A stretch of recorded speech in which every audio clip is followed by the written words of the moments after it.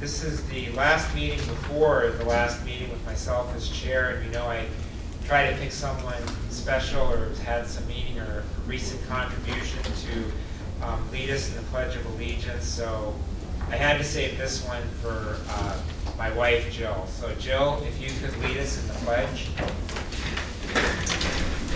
Are you there, Jill? And she may be mute. She's there on the bottom. Jill?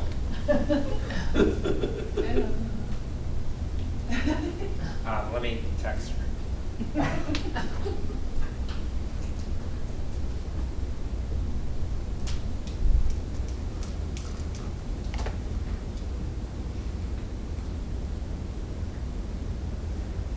This isn't a surprise. As a teacher, I'm going to say this is not a surprise with Zoom, but this happens. Jill, can you hear me? She is on.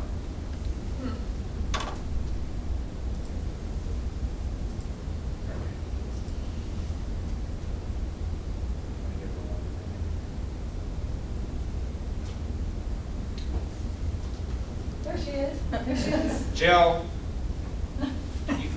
you need to unmute.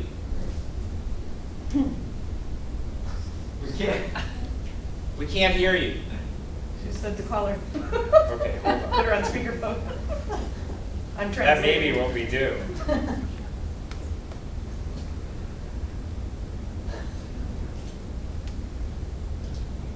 Yeah, you can't. You need to unmute.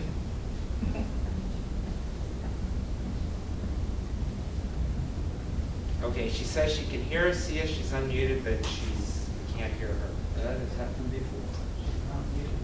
Okay, I'm going to put you on speaker. Maybe we can do it that way. Okay, so here you go. You're on. All right. Wait for Brian to get back to his seat. All right, thank you, Joe. Put your hands over your heart. Ready? Begin. Pledge allegiance to the flag of the United States of America and to the republic for which it stands, one nation, under God, indivisible, with liberty and justice for all. All right, thank you, Joe. You don't have to stay on for long. Okay, so we'll have the roll call, Gina. Director Freeman? Here. Director Johnson? Here. Director O'Brien? Here. Vice Chair Denner? Here. Chair Avila? Here. Agenda review. Are there any changes to the agenda, Dan or anyone else? Staff has no changes. Okay, anyone else? There are no changes. All right, that now takes us to public statements for items not on the agenda. First, I'll ask if there's anyone either here in person or on Zoom that wishes to make a public statement for an item that is not on the agenda. Nobody's indicating. We do have one. Okay. She needs to unmute. You need to unmute. Can you hear me? We can Yes. now. Okay, yeah. I just want to talk about signs at Rancho Park I'm sorry. regarding the geese and the Your ducks. name? Can you hear me? Yeah, your name. Oh, my name is Allegra Reed. Okay, go ahead. You have 3 Oh, minutes. I can Go start? ahead. Yep. Okay. My name is Allegra Reed. A few of you may know me. I've been working with the community for over 9 years with the domestic ducks and geese. These are birds that have been dumped. They're actually pets. Regrettably, I was not able to attend the last meeting. I've lived in the community for 31 years, and I've been actively watching over the domestics since 2009. I'd like to address the possibility of getting big signs or a bulletin board at Rancho Park. That will help enhance the health of the domestics that are there, and I believe it will cut down on the massive amount of wild birds that have been a concern to the community. Currently, there are 24 Chinese geese, approximately 20 domestic ducks. Nearly all of these birds have been dumped by owners who changed their minds about having these birds as pets. When I say pets, it is like a dog at your home. They have been fed by their owners on a schedule. They have been given healthy food. And then people take them to the park and dump them and think they're going to live by themselves. Unfortunately, people are feeding them bread, which is very unhealthy. And that will be on one of the signs that we're asking for you guys to place at the park. Let me see, where are we? Okay, there has been no goslings born in the last 2 years that have survived. So I don't see the breeding of the Chinese geese or the ducks being a problem going forward. They don't survive. There's predators down there that take out the babies. So the first sign that I'd like to suggest to help the community enjoy the pond would be, do not dump any geese, ducks, birds, rabbits, or other domestic pets at the park. And I would like a hefty fine placed on that board so that people do. I've seen baby rabbits, domestics, dumped down there also by the play places. Please do not throw food or any other items in the pond. The pond is dirty enough. On a daily basis, myself and the volunteers are constantly asking people, please do not throw anything into the pond of any sort. The next one would be, don't swim or step into the pond. Recently, a man has been letting his dog swim in the pond. Kids have been known to step in the pond. It's not a good idea. The water can be toxic. It is a pond, it's not a lake, and it's just simply not safe. Again, fines. Please do not feed bread, rolls, cereal, crackers, or junk food to any of the birds down there. And especially do not feed the native birds. It's causing a problem for the domestics because the community is not happy with the amount of Canadas down there. Okay, I need you to wrap up. You have 3 minutes, so I need you to wrap up. Okay, so anyway, and the last one would be hurting any animal carries a $20,000 fine, and that is a federal crime.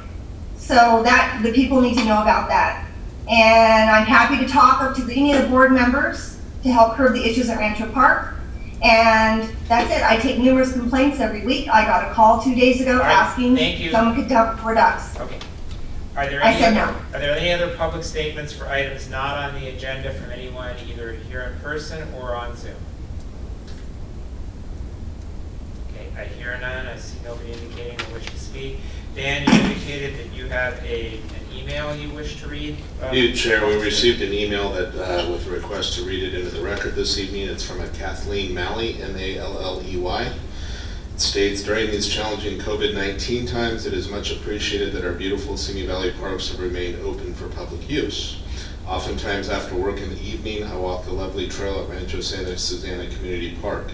If there are sports activities in the evening, the trail is adequately lit. I would like to request lighting at Rancho Santa Susana Community Park on Monday through Friday evenings from 5 to 8 during these winter months. Thank you very much for your consideration of my request. Okay. Anyone else? No, there's no other written statements, correct? Anyone else from the public wish to make a statement? All right, we have no other statements. That takes us to item number 5, approval of minutes. Board members? Motion to approve. Second. All right, Elaine makes the motion. Kate seconds. Gina, could you? Oh, we're all here. All those in favor? Aye. All right, passes unanimously. We move on now to item number 6, presentation, scheduled items and public hearings. 6A, presentation of the full-time employee of the month for October 2020 to Roberto Hurtado. Honorable Chair and members of the board, the full-time employee of the month for October 2020 is Roberto Hurtado Sr. His son happens to work for us. We want to make sure we included the senior. He's a groundskeeper 1 in the planning and maintenance department. He has worked for the district for 13 years, and this is his 3rd Employee of the Month award. The person who nominated Roberto stated the following. He's been with the district since September 2007 and has been on various grounds crews. He is currently on the mow crew and does great work keeping our parks looking clean with a fresh mow each week. He is always prompt and prepared for work and does an excellent job and is always very thorough. He takes great care of the equipment, making sure he's prepared for the day. The district is lucky to have an employee like him for the last 13 years, and he should be recognized with the Employee of the Month award. So Roberto, you want to come on up?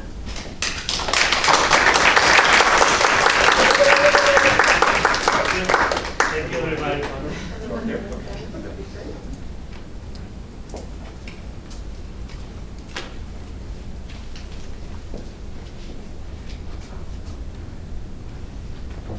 socially distance for this? Is the way you've been doing it? Okay. Thank you. Congratulations. Thank you very much, everybody. And Thanks for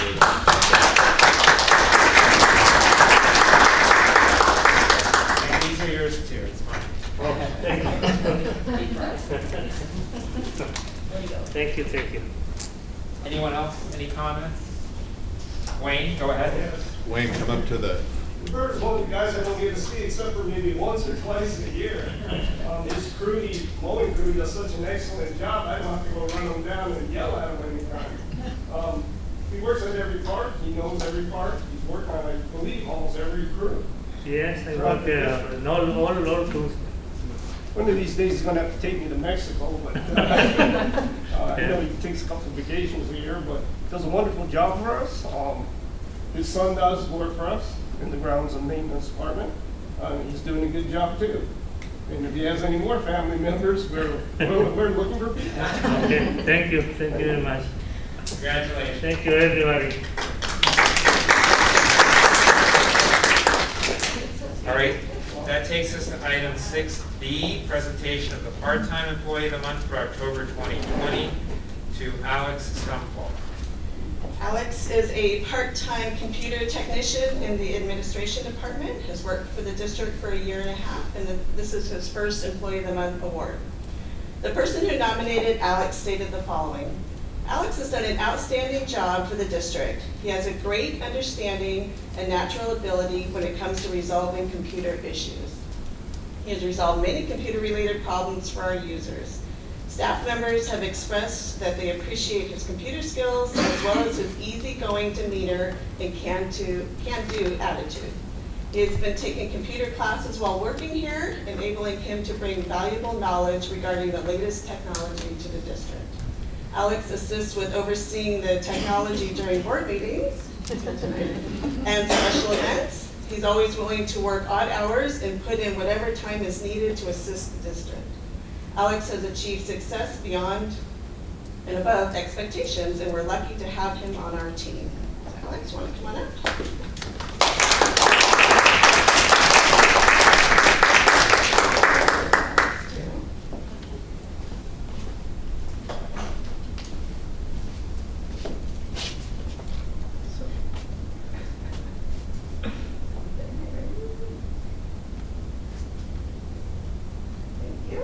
Congratulations. Thank you. Don't forget the test. Come on, Park. The important test. Yeah. Do you have anything you want to say, or?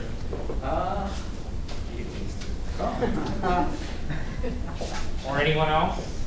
I just want to say he's really good at what he does and can explain to a real dummy what I'm supposed to do.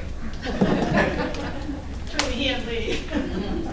Yeah, I'd like to say something, Alex. Go ahead, Lynn. Yeah, Alex works for me. He's been a fantastic tech. He's very knowledgeable. He's great with computers. He's great with the new technologies that are out there. Extremely reliable, picks up on stuff fast. I can completely trust that the district's in good hands when I'm on vacation. He figures things out. I've had a few techs, and now that we're streaming, I hesitate, but I think he's the best. So, yeah, it's been a real blessing to have him come on to this district, and we're very fortunate to have him. I feel so. I certainly am. So, thank you, Alex. Appreciate it. Chair, if I could. Yes. I just wanted to note that the IT team, me and Alex, and under Teresa's leadership, has done an outstanding job in the last year.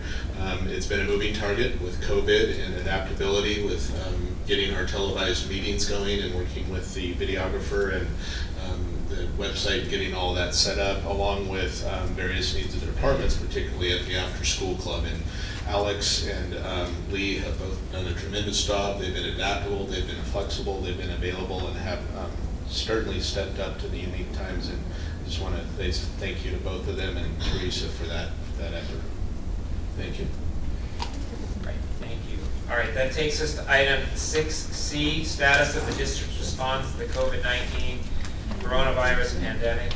Chair, I know that you earlier said, is there anybody on the call? But I see somebody on the call that I thought was going to speak. I spoke to them earlier today. Donna Prenta, I see, is there. I know she was going to speak. I don't know if she didn't hear you or if there's a technology issue. Sure, we'll go back to, just so that we make sure we didn't miss anyone, we'll go back to public statements for items not on the agenda. Donna, did you wish to make a statement? Donna, on the bottom left of your screen, if you unmute yourself, or if we could do that for her. You only asked. Donna? Oh, she's unmuted.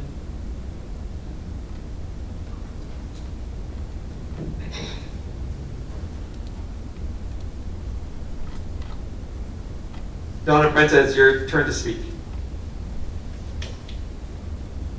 Donna, if you want to make a statement, unmute, and you can make your statement.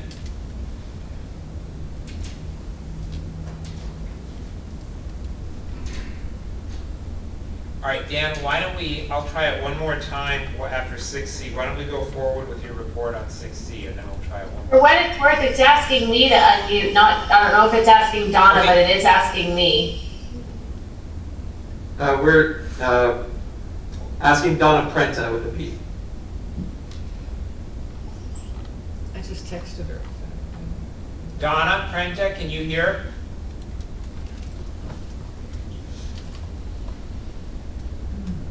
Is she still muted? She's unmuted. All right, Donna Prenta, if you wish to make a statement, go ahead.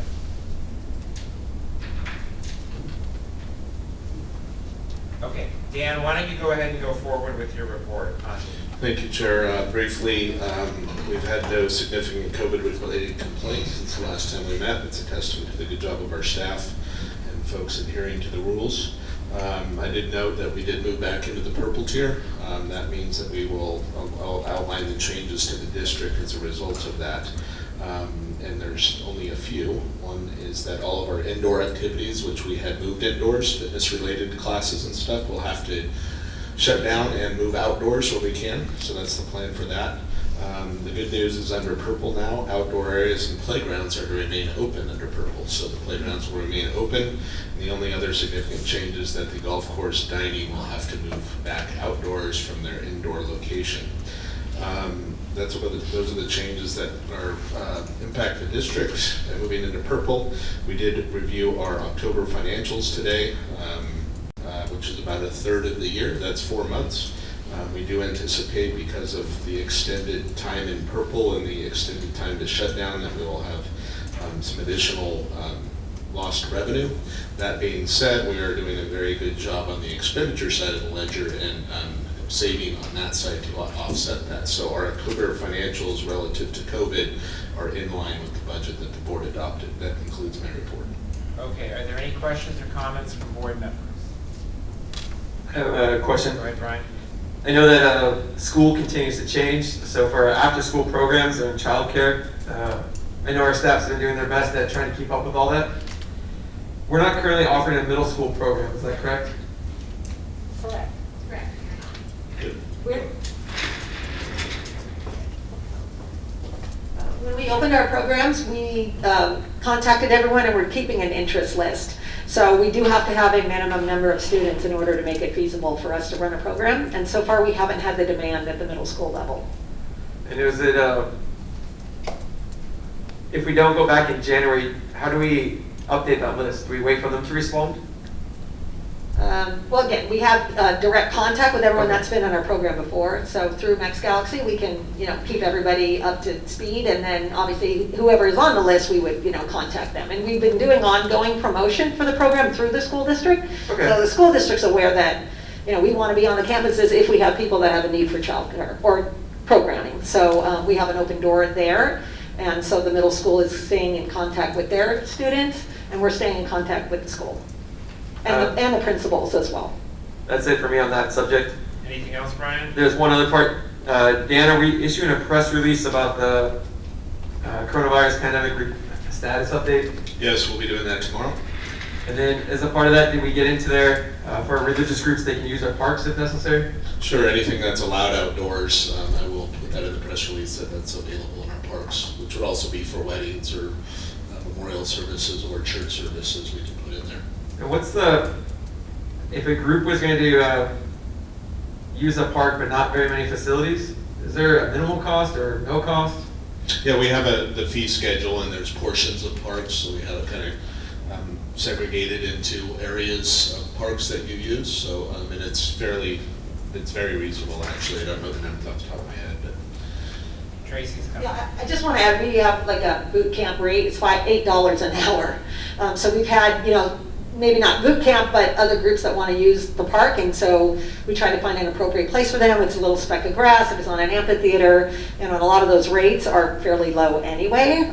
So we kind of just, are working off of a base rate, and then letting them pay as they go. So we're not asking for, big deposits or, a lot of money up front, and a lot of things are changing. So we're not asking for long-term rentals. We're just trying to facilitate things as they're coming through, and most of it is very minimal in cost. All right, thank you. That's it. All right, anyone else? Anything else? Okay, that concludes that item. I'll give this one more shot, returning to public statements. Donna Prenton, did you wish to make a statement?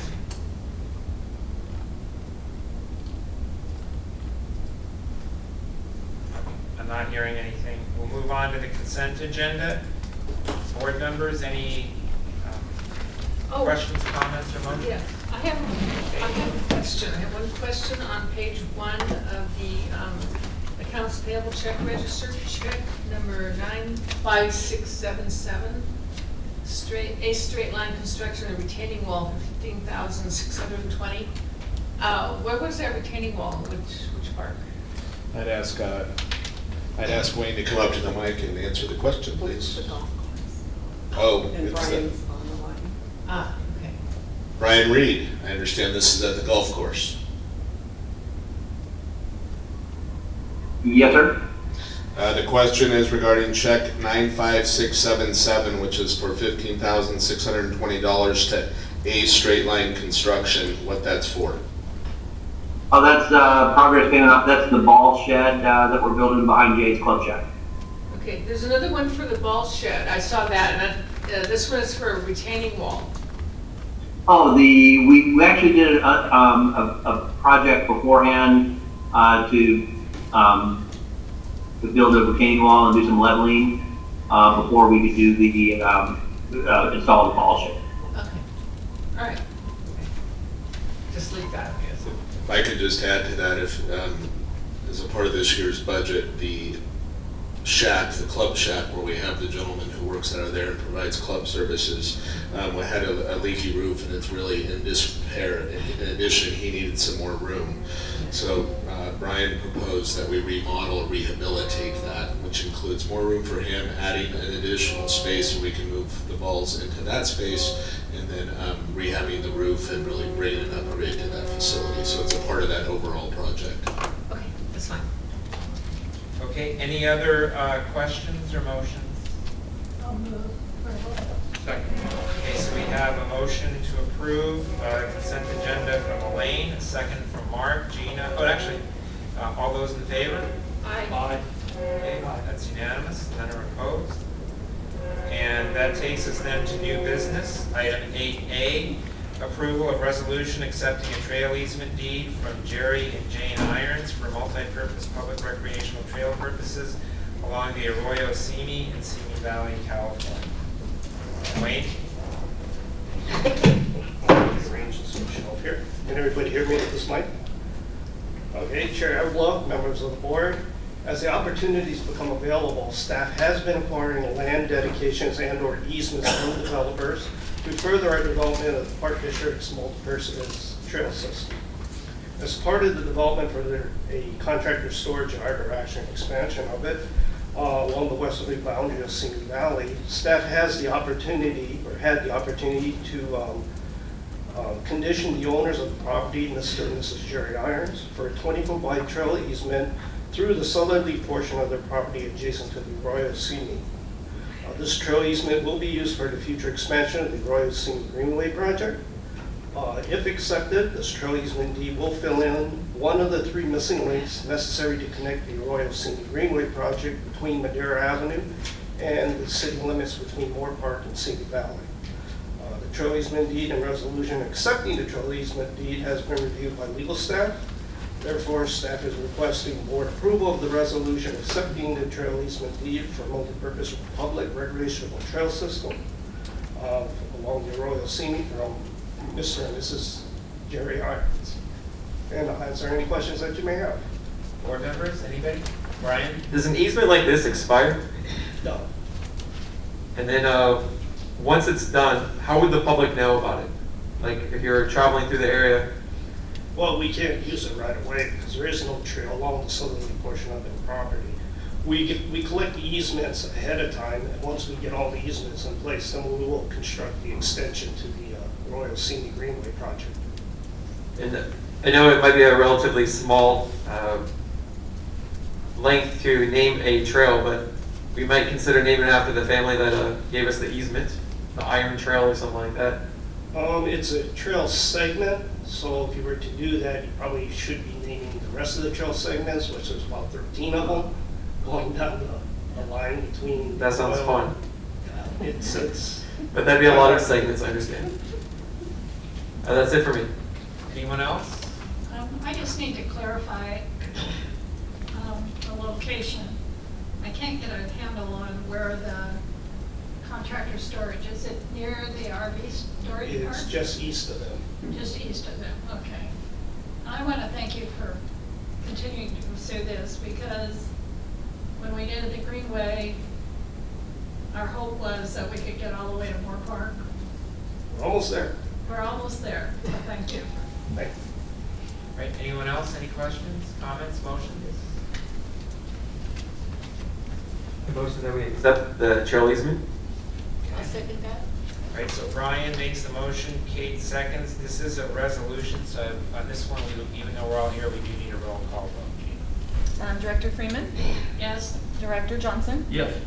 Director O'Brien. Yes. Vice Chair Dennert. Yes. Chair Avila. Aye. Okay, so it's unanimous, and that takes us down to item 8B, approval and adoption of part-time employee pay schedule effective December 25, 2020. Honorable Chair, members of the board, the state minimum wage rate is increasing from $13 to $14 an hour on January 1st, 2021. And attached to the staff report is the proposed part-time pay schedule, which reflects the minimum wage increase to $14 per hour. But due to the estimated $2.8 million in lost revenue for this current fiscal year, staff is recommending keeping the remaining positions above minimum wage unchanged. This would be consistent with the full-time positions that did not receive a cost of living adjustment this year.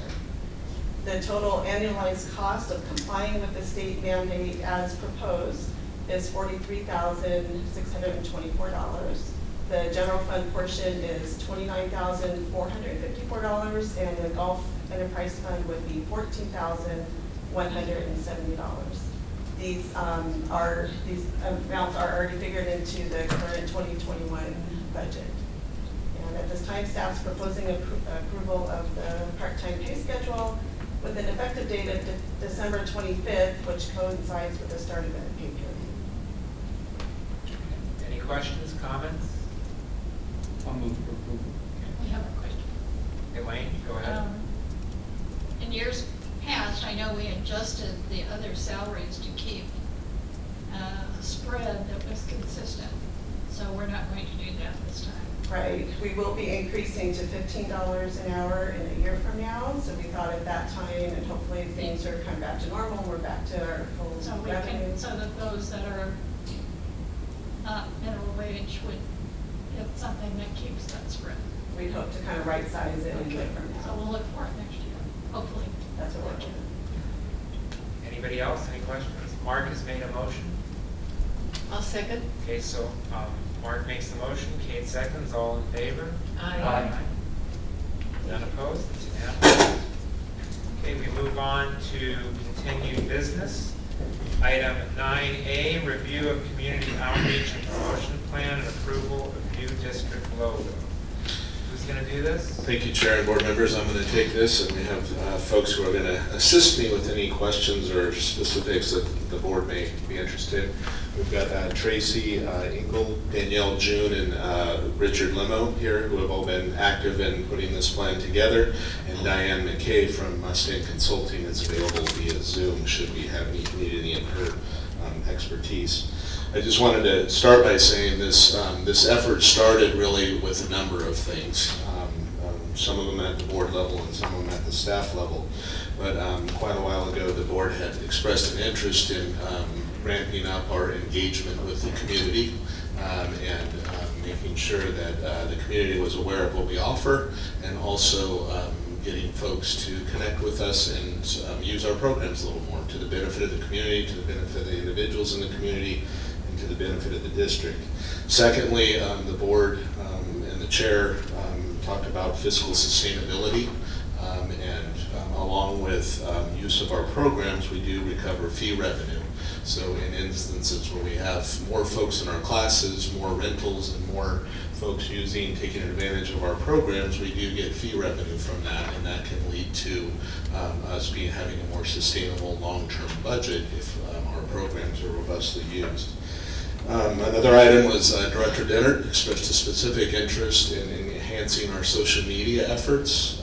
I think we had over time, we were doing social media and doing that, but it was not entirely coordinated, and he had expressed an interest in us really focusing in that area, given that we're moving more and more into the digital age and more folks are getting their information through social media, an effort to do that. And finally, staff has had quite a desire to ramp up our outreach efforts from a historical perspective. We did have a position dedicated to this a number of years ago through fiscal downturn and things like that. The position was lost, and that this assignment has somewhat been decentralized and not entirely coordinated amongst a bunch of folks within the organization. They've done a good job over the period, but there was some interest in staff kind of putting together a plan, coordinating that effort, and ramping up our effort from a historical perspective. That being said, with those goals in mind, and that vision in mind, so to speak, we did engage. Staff started this effort. We weren't sure if we were going to engage a professional consultant. Staff did a lot of the legwork for the plan initially, gathered data, put together information. When we got to a certain point in the effort, we thought it would be good to draw upon the expertise in the field of marketing, just to ensure and validate the things that staff had put together and suggest to us any additional things we might be doing.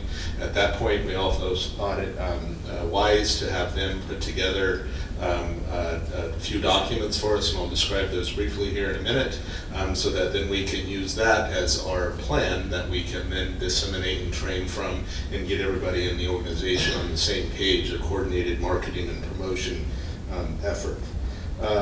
We did meet with the consultant, and they were very reasonable, pretty highly regarded, so we engaged them, and they put these products together for us. So what they did is they put together a community outreach and promotion plan, which is typically called a brand map or a marketing plan.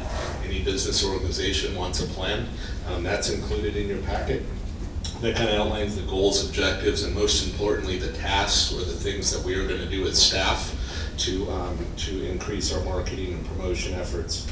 Secondly, they put together a guide, which is typically called a brand map in the industry, but we're calling it an outreach and promotion guide, and that basically gives us a template for the look, touch, and feel that we want to achieve as staff. So if we're decentralizing the tasks to other staff, which will give us more resources to roll this effort out, we needed something, guidance for the staff to follow the same type of look, touch, and feel, so that we're consistent and we develop a brand for the Park District. So that's included in the packet. Finally, we did talk to them about social media. They gave us some procedures and best practices, but they've also given us recommendations on how to ramp up our use of social media and where we should be targeting that and what messaging we should be sending out. So that's in your packet. The fourth item that they presented, which wasn't a part of the original scope as they were working with staff and with us, they said, hey, we have some ideas just to refine your logo a little bit. It wasn't a full-on logo.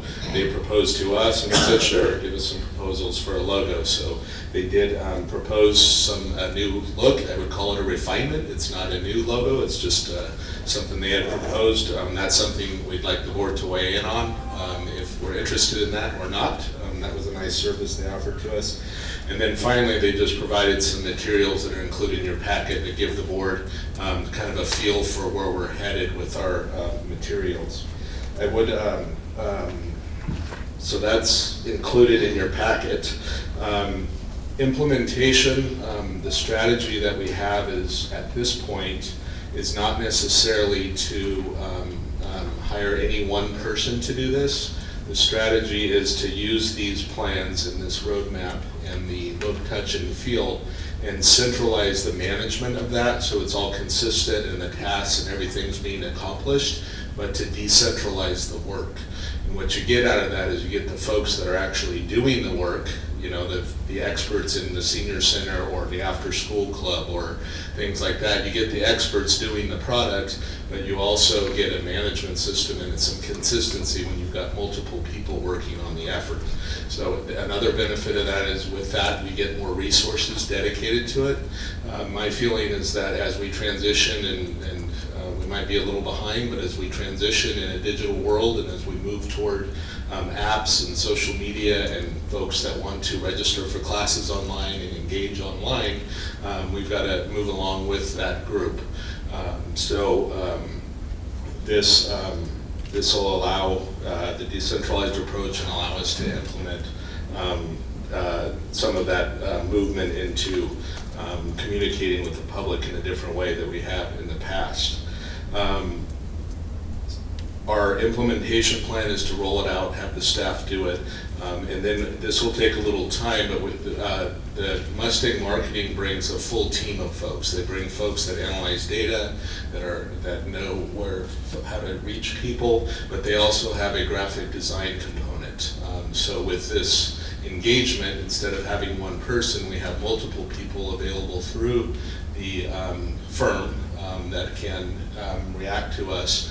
I anticipate over the next 6 months to a year, and as we go through our programming cycle, we'll be using the graphic designers and taking their expertise in developing these materials. And with a year, we'll have a whole new kind of look, touch, and feel and a consistency across the district. Mustang is recommended to continue on with us during that period. After we go through that first cycle and we get the materials in place, we'll have templates. We'll have a little bit more expertise on the staff, and we'll probably lower our reliance on them and take a little bit more of that on in-house. So with that, you can see there's a list in the staff report of some of the items that we'll be looking to change over the course of the next 12 months, and we'll be changing that look over a period of time. With that, the recommendations are on the community outreach promotion plan and the guide and the social media. It's really a staff level working document. There's a lot of detail in there, I know, and a lot of strategic objectives and a lot of tasks. We just wanted to, we're not necessarily looking for improvement of that, but I wanted to get the board's input on any of that to make sure that we incorporated what the board felt there. Again, that wouldn't be a board level document, but something the staff would work with, and it would evolve and change potentially as we move forward in the years. Secondly, we would like the board to select a new district logo. Again, if we don't want to do that, we don't have to. I would mention that our traditional square logo would stay in place as what I would call a seal, so to speak. And then we would have a separate logo that we'd use in marketing efforts. The staff had developed a logo themselves, I think recently, a couple years ago, 3 years ago, and that is listed as an option for you, and then the other options that Mustang Marketing had recommended. Again, staff's preferred option is the first option there in the packet. I think there's 3 lined up in the attachment. We did a vote of the staff, and we like option number 1. The staff does, so we'd like you to let us know which one you like. And then thirdly is we'd like you to direct us with your input to begin to implement this plan over the course of the next several months. I will be leading the effort. I'll be putting together a staff team that has liaisons from each department, and we will keep everybody on task, and it will be one of probably the highest priority in the organization. The timing is good. We have COVID, it's winter, and not, so we can really focus on getting this out over the next 3 or 4 months.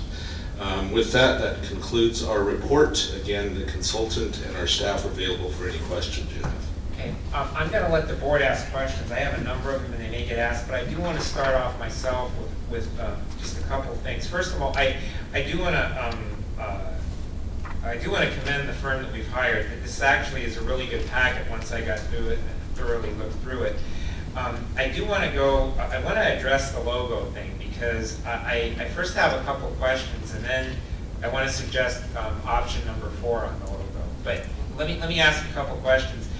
On the idea of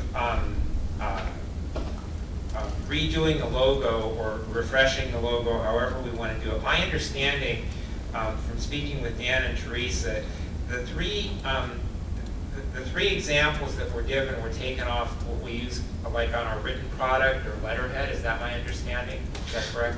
We're using, let's see, we are using a few different ones. I think the third one, if you're looking at that list, the third one is the one we're using internally. Logos 1 and 2 are entirely new. Well, they're all, but I guess my point is they're all virtually the same thing, just different versions of it. What I'm saying is this is what we've been using on written items and documents. Is that what you're saying? I'm trying to picture our letterhead. I don't know if our letterhead it may be a little different than what the other one is. What's that? I can weigh in on that. So Yes. traditionally, the third one that you see has been used on.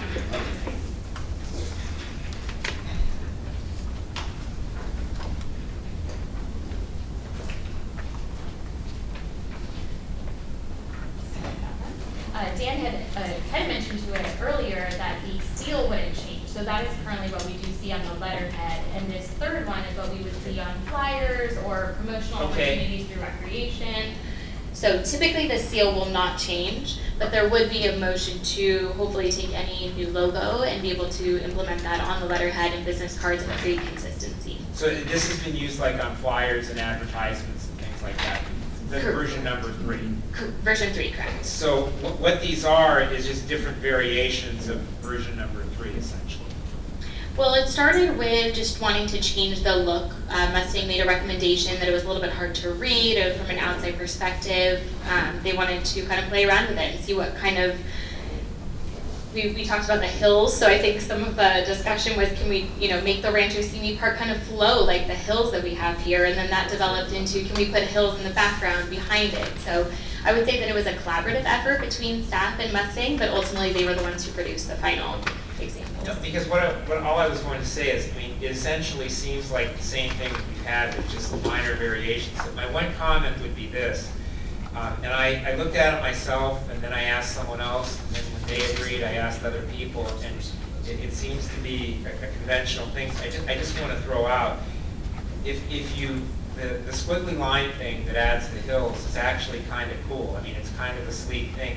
The problem is when you incorporate that and then you have the trees to the left of it, the whole thing just becomes too busy, and it almost goes, the whole thing about changing the font, because I agree with number 1, the font on number 1 is a lot clearer than number 2 or number 3, but when you have the hills on top and then you have the trees to the left, it's getting busy and it's getting away from the whole Rancho Simi concept. What I would recommend is, if you do both, it's just too busy. That's my opinion. I know we have the trees like the activity center and the stone, or if you go to Rancho Santa Susana Park or a lot of our parks, you have the trees on the stone. But if you're refreshing and you're rebranding, then you're refreshing and you're rebranding. You're either doing it or you're not doing it. So it seems to me if you're not doing it, then you leave the trees in there. But if you're doing it, I would take the trees out and just go with the hills thing, because it makes for a much cleaner, easier to see Pop's logo where you see the Rancho Simi. If you keep the trees in and you keep the hills in, it's just a really busy thing, and you're kind of defeating the purpose of of what you're trying to do with a fresher logo. So my suggestion would be, I would go with the font on number 1 and the hills on number 1, and I would eliminate the trees from the design, which then also allows you to even make the lettering a little bigger and make the Rancho Cini pop a little more too. That's what I would do. I think as designed with the trees and the hills, it's too busy of a logo. So are you saying? That's my recommendation. Are you saying would word mark? So I would do number 1, but without the trees. That's what I would do. But if we're going to leave the trees in because we don't really want to change things, if that's then I wouldn't put the hills in because you just have too much going on. That's my opinion. My personal thing is. On this sheet? If I could draw your attention to page 78, I think that's what you're describing. So you see the So word I probably mark. didn't see that. Where are we going? No problem, page 78. It does show variations of the logo, which would give us the opportunity to remove the trees. I'm and sorry, that's labeled page- under 78. Okay, let me so page 78, there's a page with 3 logos on it. If you look at it when you look at it from left to right, just for the others, the option on the left would be option 1, option 2 would be in the center, and option 3 would be on the right. The chair is speaking to option 1. I'm speaking to option 1, but what I'm saying is, I personally, I think the idea of the hills was cool, but I would eliminate the trees then from the logo, because I think that makes a sleeker logo that pops more. If you're leaving both the trees and the hills in, it's just too busy. Sure, and I just wanted to demonstrate to the rest of the board. I thought you were members trying to tell me where that logo exists. Yes, it does. It's on page 78, and it's actually the 3rd one, and it's labeled word mark or word mark number 2. I can't find it. Do you want me to? Do you mind if I approach and read? Yeah, let me put my mask on. I can't find it.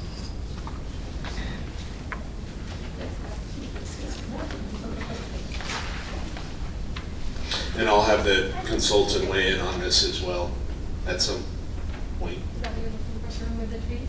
Yeah, this one. Yeah, I like, yes, this one right in the middle here. Exactly. That's what I Word would. mark.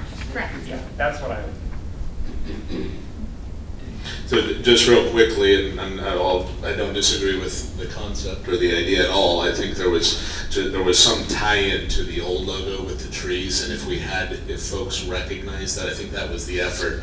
With that, I'll turn it over to Diane and ask her to comment on the suggestion with the logo and relative to the trees and the hills. Hi, nice to see you again.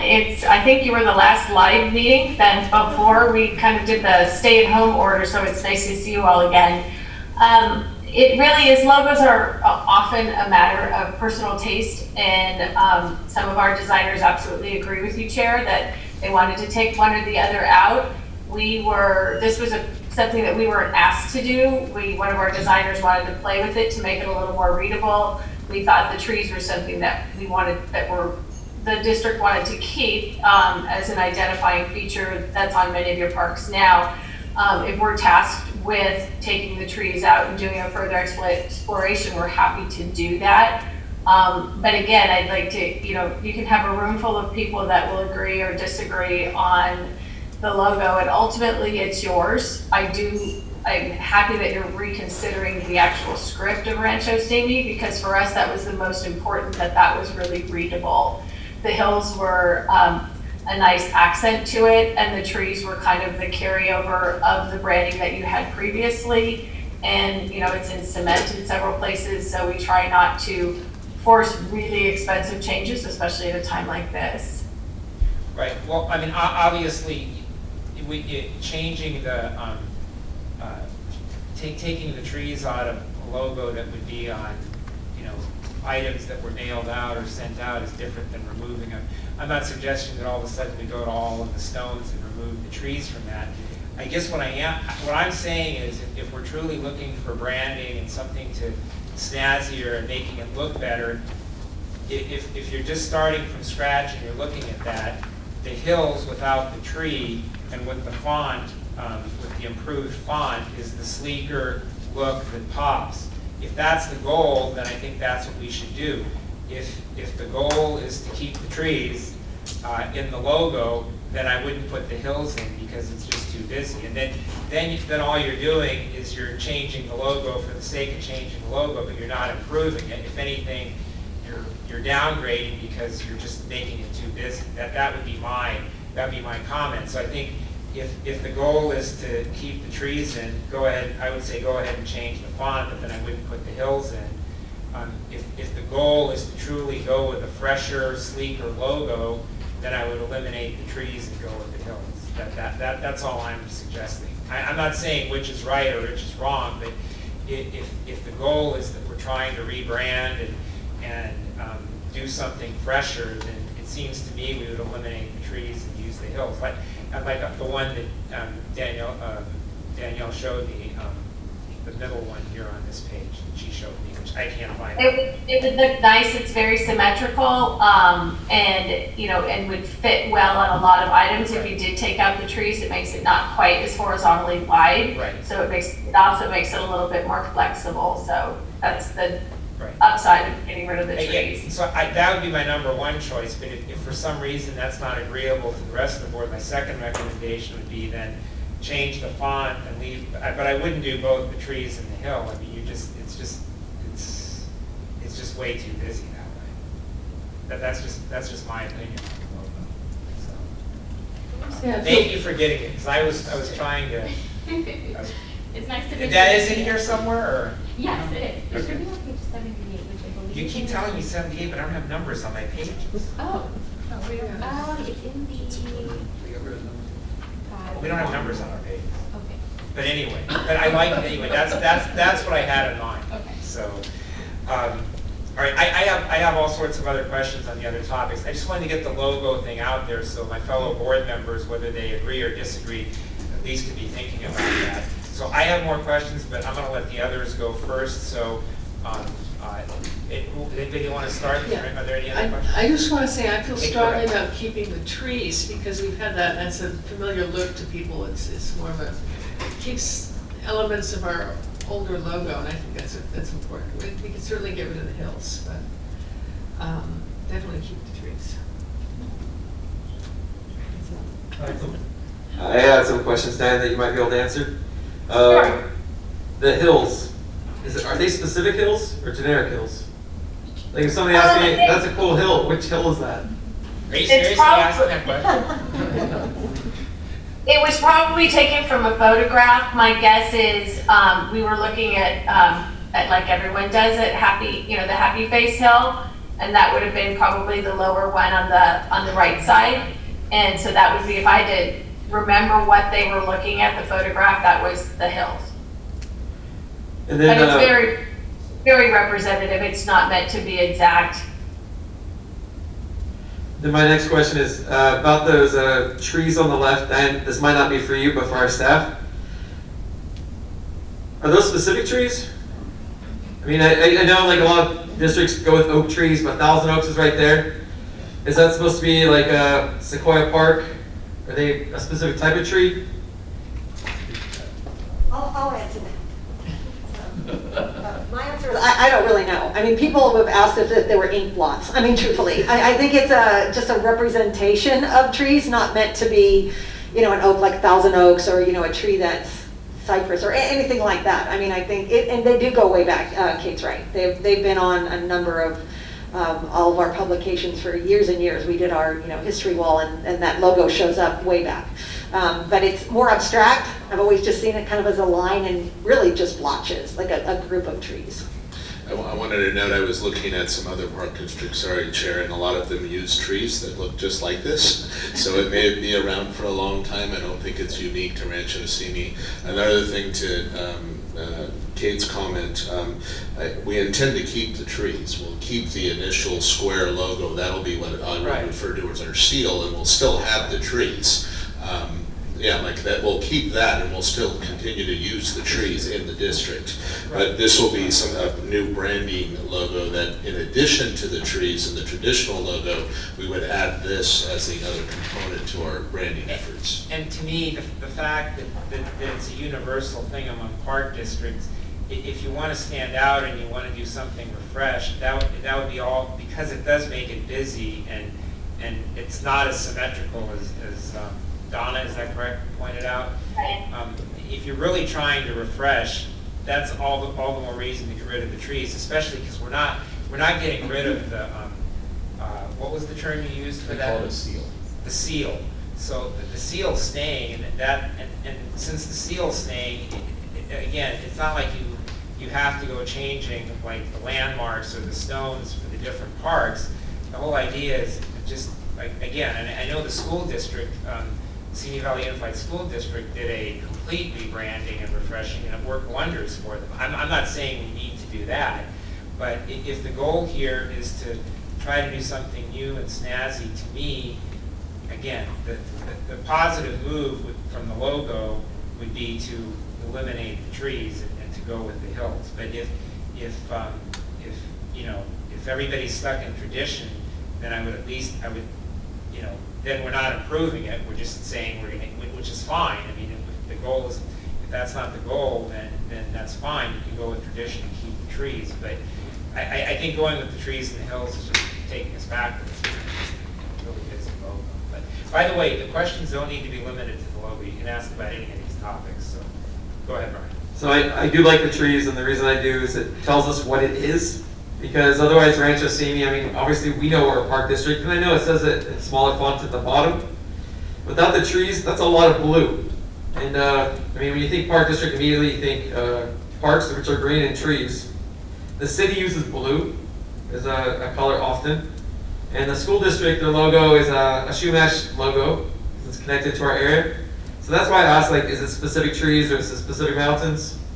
Like, we want to know there's meaning to things. If we're going to create symbols, then symbols have meanings. And I know that they might have used clip art trees long before the blotches.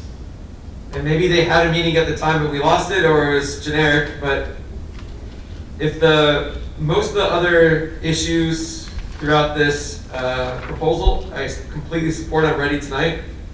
But if we're not set on the logo tonight, I'm fine with that because the logo is important. So if the logo tonight, we're kind of wishy-washy on it, I want to commit where we know that there's meaning to it and we have a strong support for it. So if at the end, I know there's multiple suggestions, but we set that one aside so that we can think about it maybe. And Ed, you do have a good point about the busyness. I'm not sure about square versus rectangle because you often see it like at the bottom of an ad, which is naturally rectangular. But maybe if it's square, it gives you more flexibility where to use it. But I'm seeing the logo on this, and I like it. I like number 1. But I'm just wondering in a couple different mediums if I like it. Like if it was big on a wall, or if I was, as Ed mentioned, you're concerned about being busy. If it was on a newspaper ad, what would it look like in the bottom? Would it look busy? So I do like number 1 because I can't figure out any way with making the hills not green. That might not make sense. And I don't want to reduce it saying Rancho Simi, the font size of it. But I would like the primary color not to be blue. But that blue being a part of it looks really good. I like that. I'm sorry, Brian, you said you would not like it to be blue, but the blue looks good in it? I wouldn't like blue to be the primary color to it. But like, I think the trees balance it out where there's a balance between green and blue. I see what you're saying. Okay. But blue is definitely looks good in it, just maybe not as the major feature. Well, we certainly would be happy to, do some more exploration of the logo and show it to you, in ads and what the placement would look like. Whatever we can do to help you. This is always a tough decision.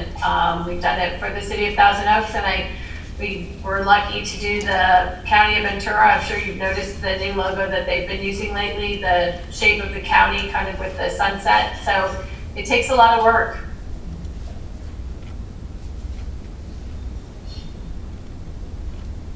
Any other questions on any of the topics, Brian? Any other comments? I do on other issues, but I spoke a lot. I didn't know if anyone else wants to ask questions. I was going to just go one by one for everyone, and I was going to go last. My next comment is, I initially thought the reporter was maybe not the way to do things because it's paper, come on, we have so much technology today. But the reporter is accessible by almost every household, and households often sit together and look at it and pass it around. Children today don't really get mail. This is one of the few pieces of mail that kids are excited about. And the reporter gives us so many opportunities, not just to market our classes, but to show off our trails and our facilities, that I know it's not the most modern way of doing things, but I'm really fond of the reporter. So I know that in the packet it says as a consideration. At first, I really wanted to get rid of the reporter when I first joined the board, thinking, come on, it's modern times, but I've spoken to a lot of people and it's very popular with their families. I am sensitive to the issues of classes do change and then we have to direct them online, but the reporter seems to be very popular in our community. The next part for me is filming. So as a part of this outreach, I don't know if this should be a part of it, but as part of our outreach to our community, should that also be outreach to groups that want to film here? Like, should that be a part of this scope, or should that be a totally different thing? Yes, we can certainly include filming as a list in an program area where we roll this out to, so we can add that to the list. And the last part for that logo, I get what you're saying about a writing medium. You might show it to us in a newspaper ad, or maybe just print it on the wall, and we could see it in a couple different ways like that. And maybe, Ed, you'll convince me it is too busy, because I really don't like busy logos. Oh, it's busy. Yeah. I just don't know how to fix those other issues without, while maintaining the minimalist design. That's it for me. Okay, Mark, anything? Just two comments. The reporter, I'll agree with Brian. We can't get rid of the reporter. Every year I've been here, that is the most asked about thing everybody wants to have. And if you go and ask schools, or when we have our fair days, that's the one thing they keep in their house the whole year. Because it's the one thing that's, constantly kids can look at it and everybody like. Even my grandson looks at it and we keep the reporter, guys. On the logo, I do like the new font. I think that's great. I'd keep the trees. I don't know if it's too busy. It's not too busy for me. It's something new, bright, that's coming out, and maybe Brian is right. You guys, look at the logo at different pieces, paper on the wall and stuff, so you really see if it is busy or not. But I'm with Kate too. The trees, everybody says, well, where do the trees come from?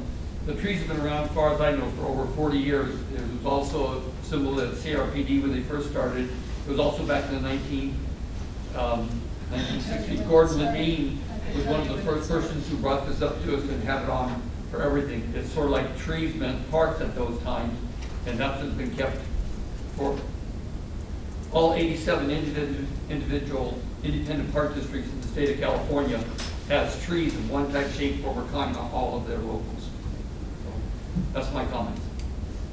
Elaine. First, on the logo, I think there is sort of a sentimentality to the trees. It is busy, I agree with you, but I think there's a history there. And I prefer green. I don't like blue at all. So I have a problem there.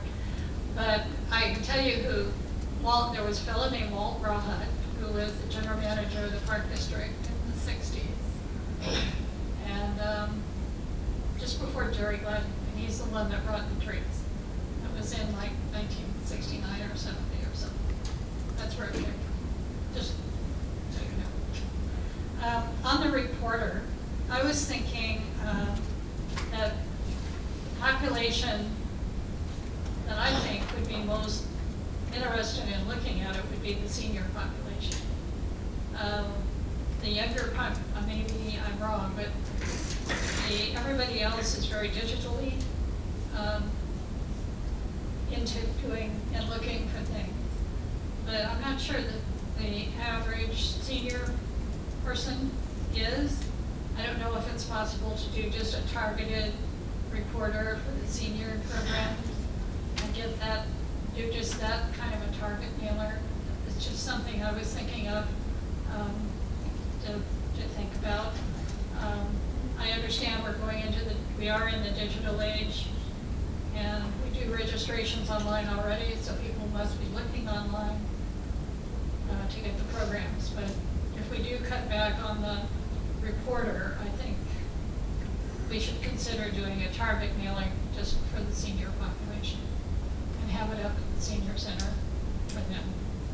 On the trends analysis, I was looking at the Oak Park,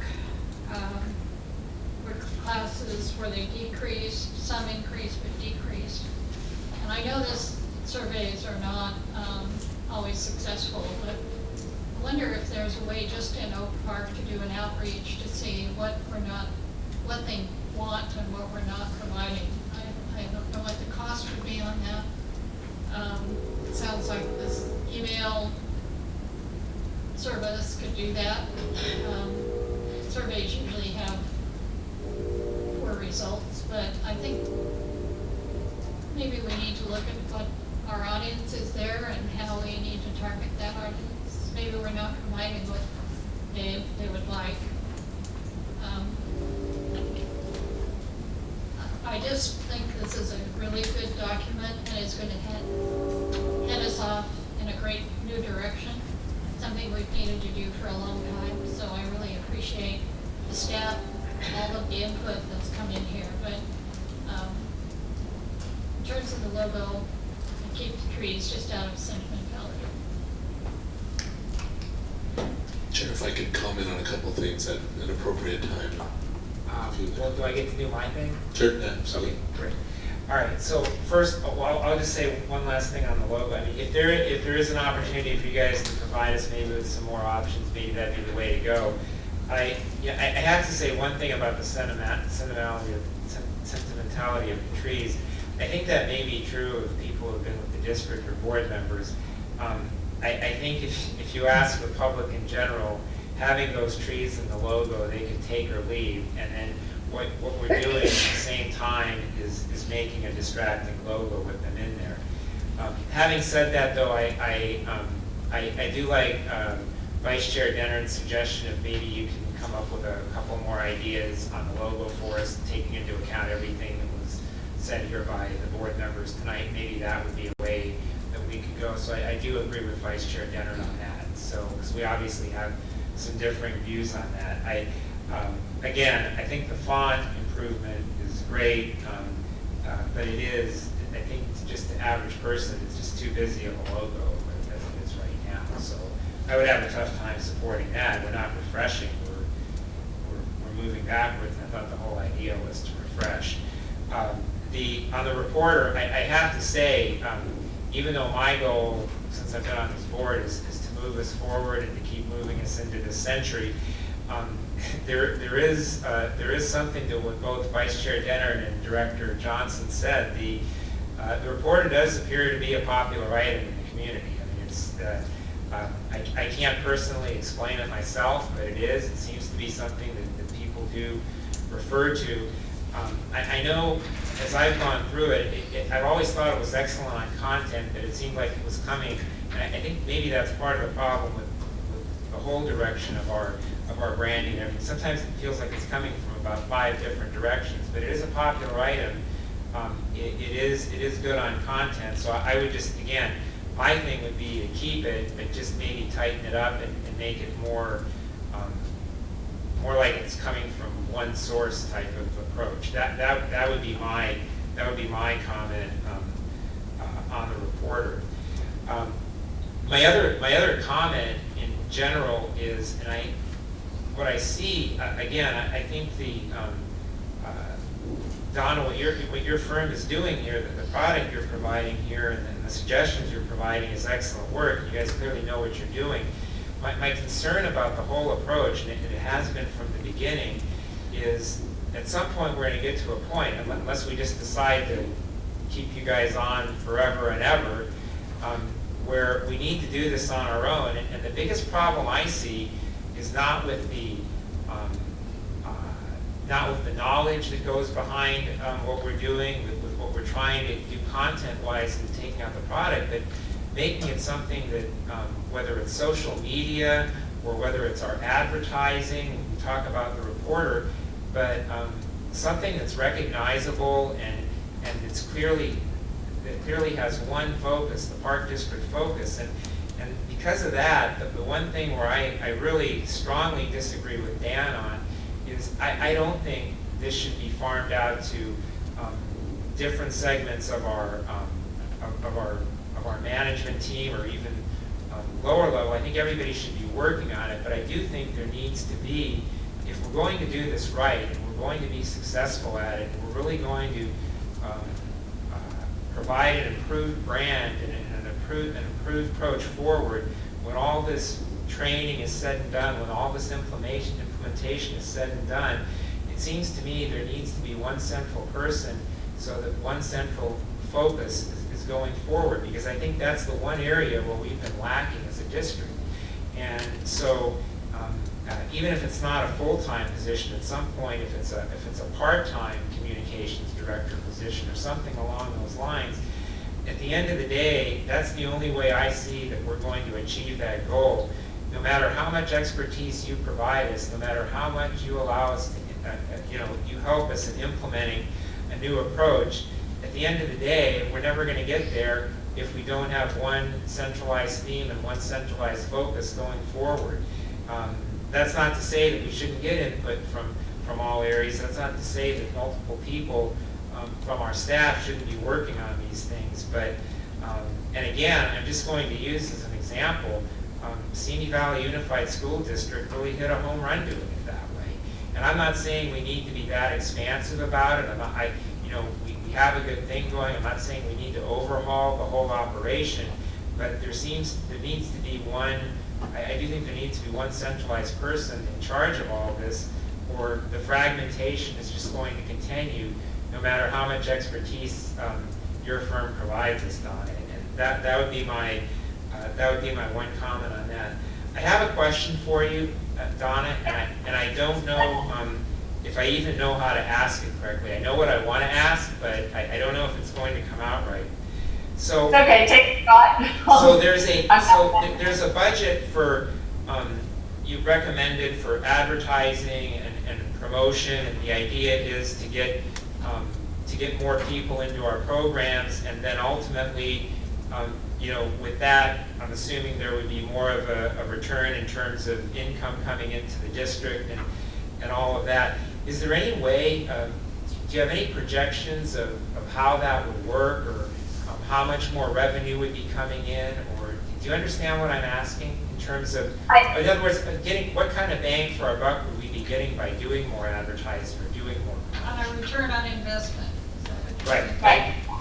Well, fortunately, your staff has some of the best data collection that, we worked with a lot of organizations and a lot of public organizations, and the data collection that your staff had available for us to analyze was really excellent and well organized, and that will make it easier going forward to measure almost any of the platforms that we put out there. I mean, traditionally, if you do electronic advertising, you do A/B testing, and you can quickly analyze which advertisement are bringing the most results, clicks to your websites, and then not just clicking to your website, but actually signing up for a class or for something going forward. So there's some things you can measure quite quickly and pivot towards the more successful advertisement, and other things take a little bit longer. Just like the conversation on the reporter, within our own office, we've talked about it, and our families that have young children very much like getting the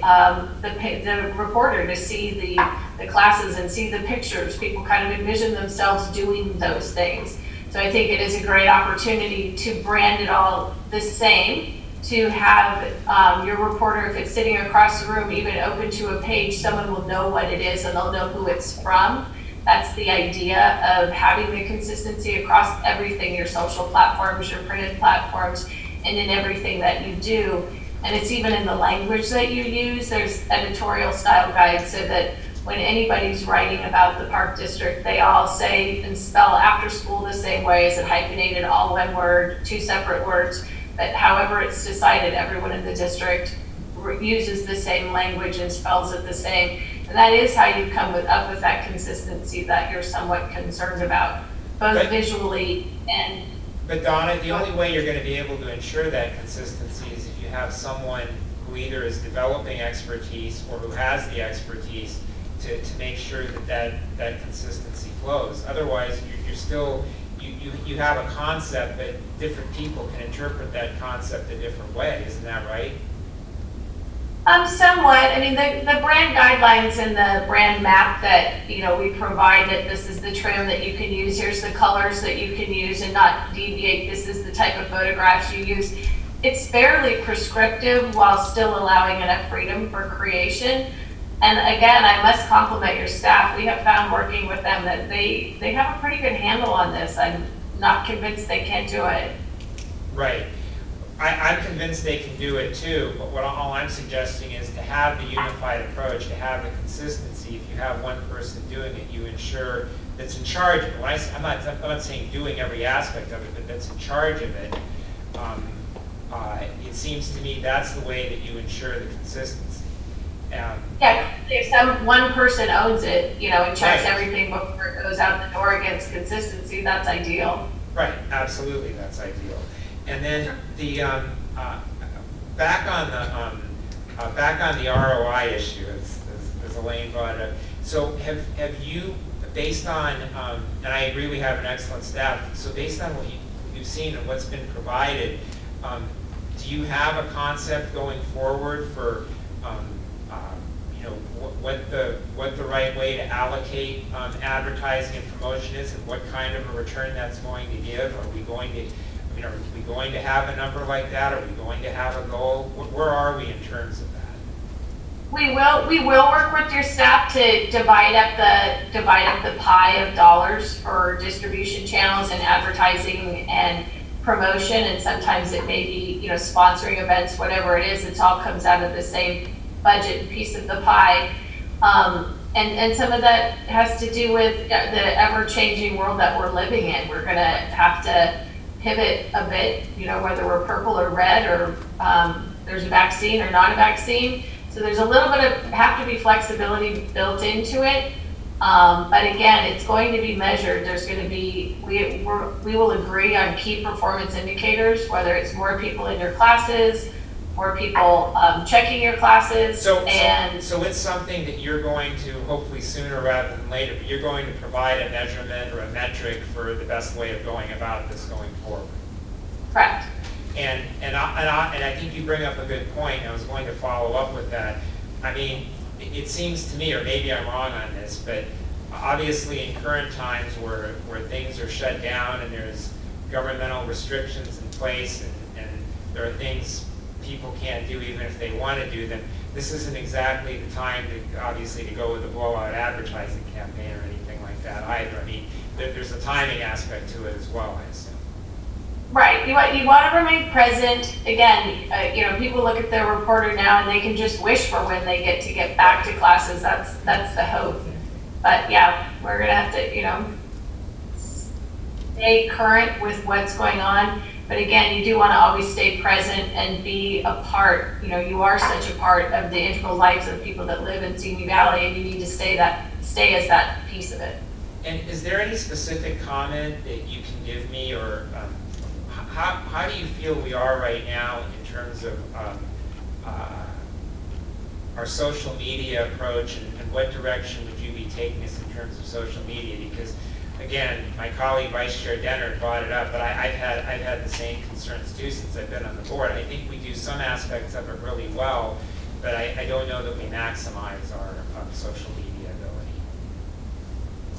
Again, I think consistency, having a social media calendar that's on the list of, what we would do is have a calendar based upon what's coming up, so that the right things are being promoted across all platforms at the right time. I don't see a big help and a big splash on LinkedIn, except about maybe the business side of the Park District, versus Facebook and some of, Twitter and Instagram, where you want to show some beautiful photographs of people having a great time doing these things, and so that people will want to come and participate. Do you view social media as an important area for us to focus on, or not?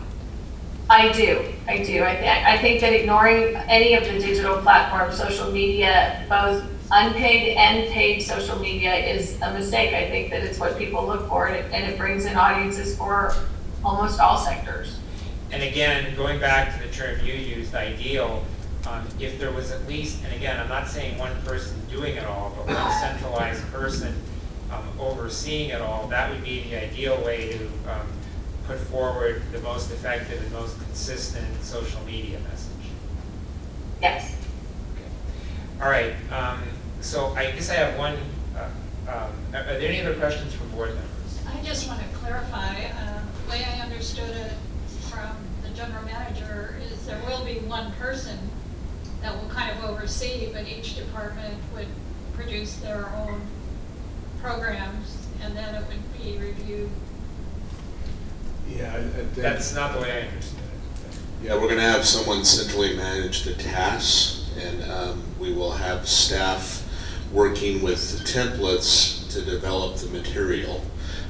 Diane's firm is going to help us get off the ground with our materials. So in the staff report, there's a list of flyers and social media posts and things like that. So I would envision over the first, 6 months to a year, we'll be working with them to develop those items as we go with our programs. And then those tasks and accomplishing those tasks will be managed that way. From Ed's perspective, somebody who is an expert in the field, we will be relying on Diane for that for a period of time, but that person who's managing the task list is not necessarily going to be an expert in the field, so to speak, if that makes sense. Well, I do want to follow But up. I do plan to have somebody overseeing if somebody creates a flyer in the seniors, the senior area, and somebody creates a flyer for the after-school club, there will be a central person who's making sure that those flyers match and they're consistent with our template is the goal. Well, let me, okay, when I met with you and Teresa, that's a little different than what you explained, so I just want to make sure we're on the same page, because that's not the way it was explained to me. I have confidence in what the firm is doing, but my understanding is at some point we'll be doing it on our own.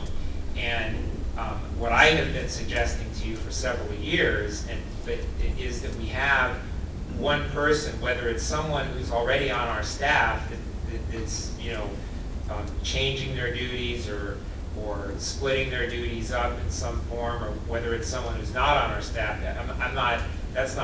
I don't have the expertise to decide who the person would be, but that there's some variation, it doesn't have to be titled as communications director, but some variation of that's overseeing all of this. And my understanding is that wouldn't be the case, but if that would be the case, then that's a good answer, that we've made progress, because I think that's what we absolutely Yeah, I agree with what you're saying, that we will have a person who's in charge of this.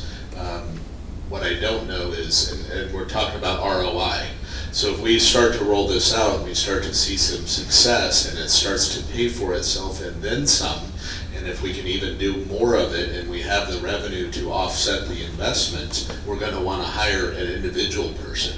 In the interim, I will be involved, and I'm going to appoint somebody involved in this kind of ramp-up phase. And then we'll evaluate whether or not someone on staff can take that role. How much work is it actually going to be? Can we do that with resources that we have now? Or, like you're suggesting, should we hire somebody else, either part-time or full-time? I'm not suggesting that we hire Yeah. someone else. What I'm suggesting, Yes, I will absolutely do that. what I agree. I've been led to believe for a couple of years to the contrary, what I've been suggesting is whether it's from within right Yeah. now or from without, I'm not suggesting Yeah. go outside and hire, but that we have someone in our district that's going to, be the go-to person. Yes. So that there's one consistent voice coming out. So this is progress then, because Yes. that's what I've been hoping for a So while, and that's what I think we really are going to need. Right now we have expertise helping us out, but at some point when we're doing this on our own, that's what we're going to need. I 100% agree with you. So when I say we're going to have centralized management, what I mean is we're going to have a person in charge of this. And decentralized means that we're going to have people that are doing the work, doing it, but someone will see all pieces of the work that's being done to manage it. We will have that in the short term, and we'll evolve with that as the program develops. Okay. So on the logo, again, there's 5 of us here. We can do. I like Vice Chair Denner's suggestion. It sounds like we're going to have trees in our logo, but whether I like it or not. But is everybody okay with maybe getting a couple other variations now that they've heard? Okay. So everyone's all right? Yes. Specifically If on I that. could just to I'm sorry, just to weigh in on a couple of things. On the reporter, I agree and the direction's clear. We want to keep the reporter. I've explained to the staff, and I think Diane as well, that what we want to do with the reporter is make it a living, breathing document. So we produce it 3 times a year, and we will continue to do that. But what we want to do is grab that reporter and make it alive almost every day, you know, and make that our theme. But it's clear that the board is interested in keeping the reporter. We will do both. We will keep the reporter, and we will also do digital. And as time evolves, we can evaluate the metrics and see how things are. Relative to Oak Park, this is exactly why we're doing this. Elaine's comments on Oak Park, I agree. When we lost the after-school club program out there, I think the board will recall, we lost our connection to the kids. So when we had the after-school program, we were advertising our programs and our recreation stuff directly to those kids through our after-school program. When we lost that connection, that's when you saw the dive in our program, not only after-school club, but our programming. But Diane and I and the group have spent a lot of time talking about Oak Park and the uniqueness of that situation. And it's certainly part of the effort to re-engage Oak Park in our rec programming, whether it's a target approach or somehow reconnecting with that group. So I just wanted to say that has been part of our conversations and we continue to do so. And just my comment, Diane had said everybody's got their own personal opinion. I do think we need some new color. I think the green is good, but I wouldn't go with just green, in my personal opinion. I think we need some pop. And I just wanted to clarify that in the document here, Diane is suggesting we keep the tree as a brand mark. You know what I mean? Whether it is a part of the logo or not, it will be a part of the, if you look at the page, it's a brand mark. It's still our Nike swoosh or whatever you mean. So we'll just have to decide, you know, do we use the brand mark separate from the logo, or is the board feel strongly about the tree in the logo? So those are my comments on Diane, that. on that, if you guys are going to present, you know, several more variations on the logo, obviously do a couple with the trees included. If you can at least come up with 1 or maybe 2 without the trees along the lines of what Dan just said, just so, I assume you're going to try to do this and maybe give examples of how the logo would look on a document or something, right? So at least we can see the difference, because I think if the goal is branding and refreshing, I just think it's going to pop more without the trees taking up the side part of the logo. So based on what the board said, I definitely think you need to give us a couple examples with the trees in it, but if you could also provide 1 or 2 without, just so at least we can see the difference in how it would look on a document, and you know, maybe go ahead. And also on social media, you know, you have to remember you have that little tiny thumbnail, and that's the one thing that those trees fit very well in. And so we'll explore all of those things for you so that you can make a good decision. Right, so maybe you can come up with something that still incorporates the trees, but you know, maybe the actual logo doesn't, or you know, obviously give us versions of the logo with the trees, but maybe something without that kind of incorporates all these ideas that might actually solve the issue, and then we'll see what we decide. Actually, Where are we at? actually, I like the way it is on the community outreach and promotion guide, because it's blue and green, and I think that looks good. Again, I can't find my pages. And Anyway, you'll provide us with some alternatives, correct? Yes, you will. I know that if we all threw something into the logo, it would be super busy. We all threw 1 extra thing into it. So I'm going to reduce, instead of adding something, if those trees don't have any specific meaning, I'm open to a different way of incorporating trees. Trees communicate parks, but in my mind, it doesn't have to be those trees. So if your designer comes up with something else that refreshes it, I'm open to that. I want what's best for trying to brand us and keep us moving forward. And I think what Dan said and what Brian just followed up with, I guess, is what I was trying to say. Maybe we can find a way to keep the trees as part of the product, but it doesn't have to be in the absolute logo that we're using on some of these documents, because it really, you know, I just looked at that community outreach page. I mean, and again, I've asked multiple people, and it is a busy look. It is. And I think all we're doing then is saying we've done something new, but instead of moving forward, we're moving back, because we're defeating the whole purpose of having this eye-catching logo. So, but anyway, just see what you can do, and whatever the majority decides, that's what we're going to do. Separate issues than that. On the reporter and other branding, I know that sometimes we go with generic or stock photos because they're ready, they're set, but the photos are so much more powerful when they're local photos. So like in our reporters, sometimes we do that where, you know, it's a local photograph, and that's so much more powerful when you see it. And it might not be as smooth or as perfect as clip art, or I'm sorry, stock photos, but I really dislike generic photos. And then, I don't want to get into the philosophy of it right now, but I understand what we're trying to do, which is spend money on advertising so more people take classes. We're kind of going backwards with that without starting like, why do we want them to take classes? Well, then we have more money, so we could offer more classes. But we started off with, we have a mission, and it's to improve the mental and physical health of our community. And the way we're going to do that is to advertise it to them so they take classes where they bound with their community and they get outdoors maybe. So I'm not saying that's the marketing perspective, but just from our perspective, we want them to be in our classes so that we earn money to pay for the programs that improve the health of our community. And Ed, I know what you're saying about the person, but I don't want to be so centralized that if there's a cool Facebook post we should post right now, that it has to go through a couple structures to get to that person. So if there's one person that's in charge and they know what to do, awesome. But let's say it's a Snowfest, and June's out there and there's a cool picture she just took. I hate we have to wait a week till the person in charge can approve the Facebook post. It'd be nice if one person was in charge so they know how to do everything. But different departments could add to it without going through a long approval process. That's what the school district did. They definitely have a communications person, but they have 20 or 30 people that could add to their Facebook page. I agree with that, Brian. I mean, I would hope the person who was put in charge would, you know, they would allow that flexibility. I think that would be the whole idea. I mean, yeah. Right, absolutely. Because every once in a while there is a time-sensitive look. Right. The concert's starting soon type thing. Right, absolutely.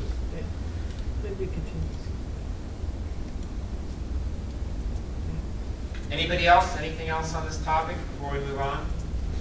Chair, if I could, just the staff, if they're itching to say, is that all good with you guys, and anything you want to share? Can I have Diane speak on the timeline of what that would be if we were to come back? Because I know we had an assertive plan to try to hit this before 2021. Can I ask Diane to speak on behalf of that?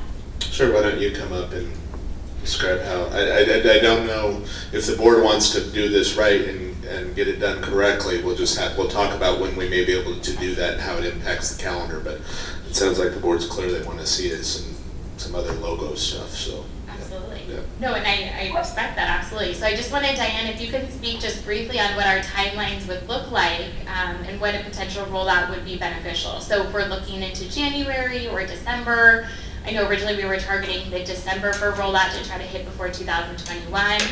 You know, obviously we want to make sure that we come back with a really, a really great logo. This is hopefully intended to be a long-term thing, but maybe if you could just describe what that would look like as far as going into 2021.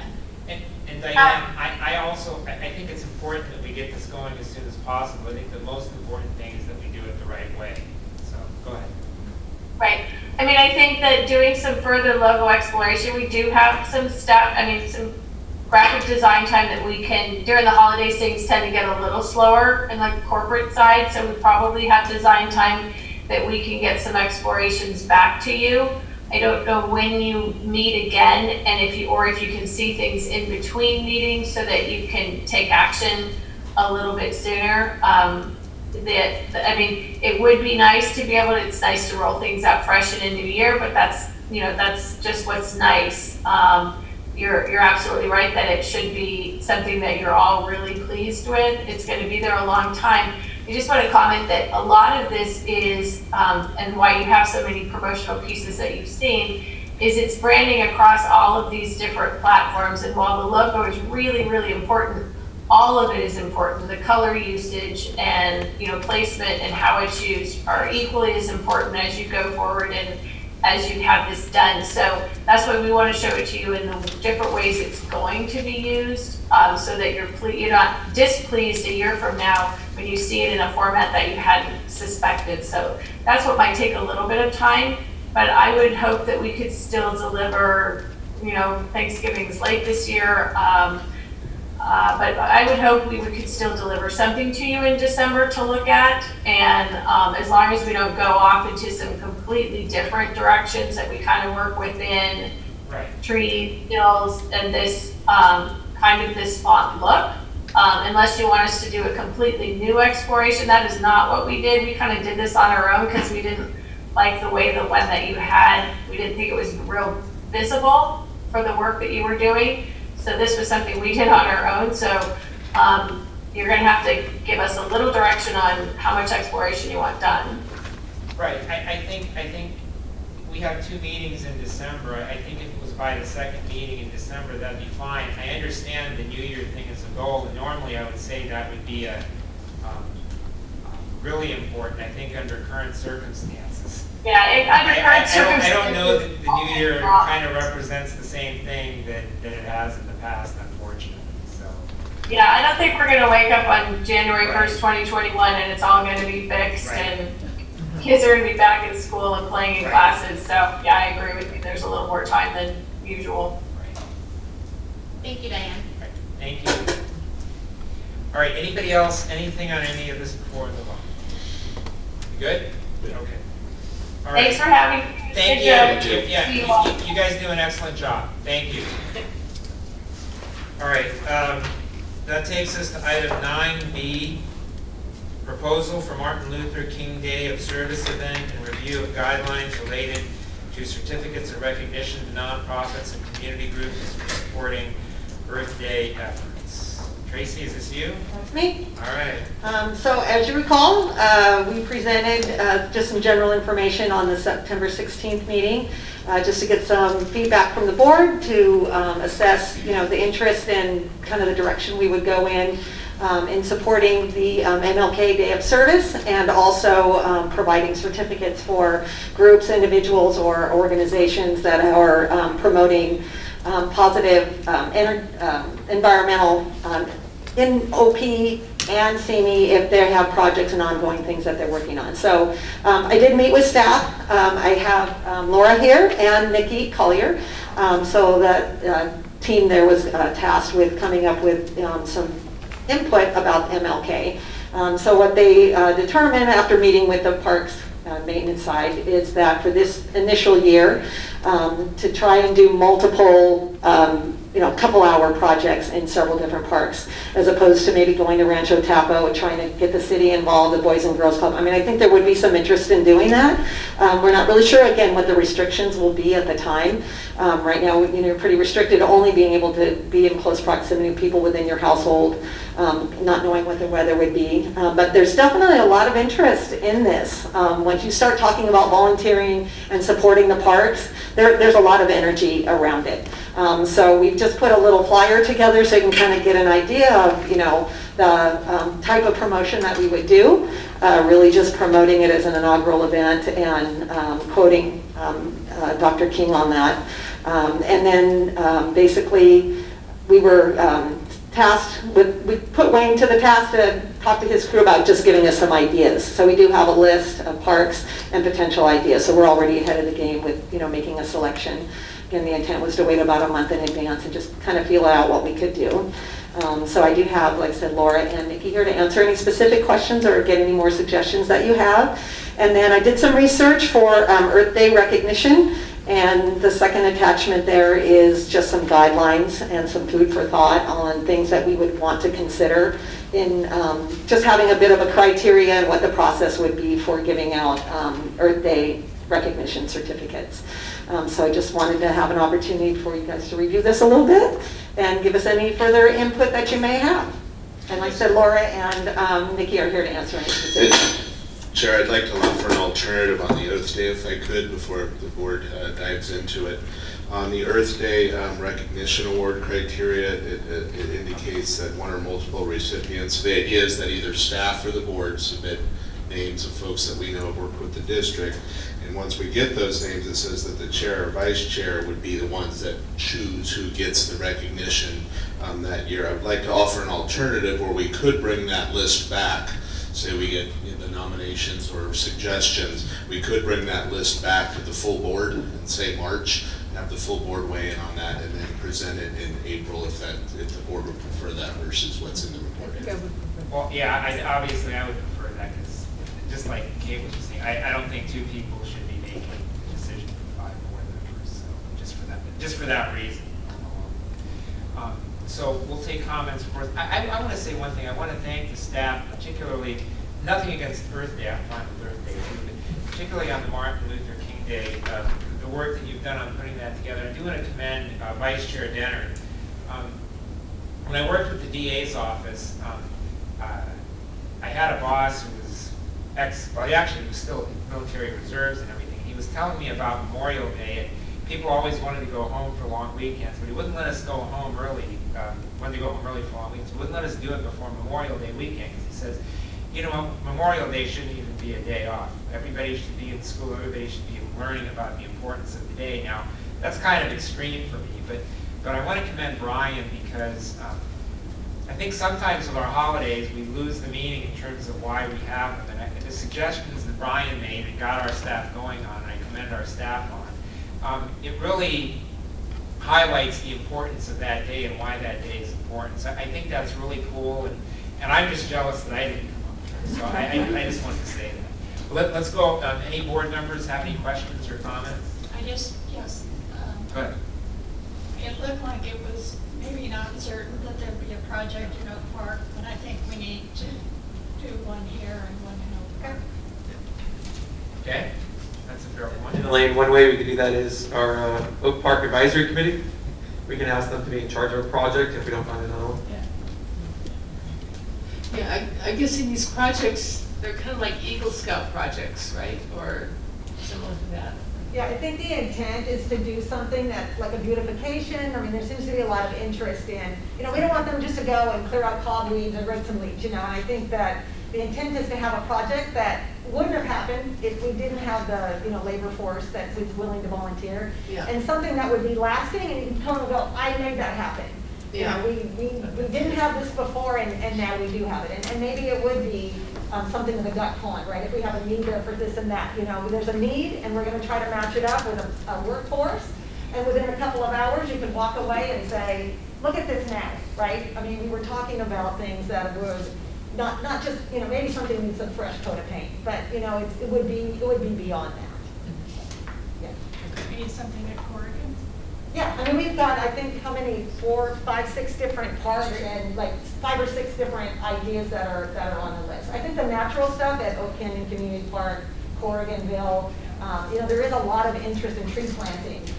People like to see something happen that, is lasting. And I think that's kind of what we have in mind. So a lot of it is environmental as opposed to maintenance or just the upkeep of something that, but it could be, again, the girls have quite a list. So the intent is to kind of see generally where the interest would be, because we're going to put out multiple projects.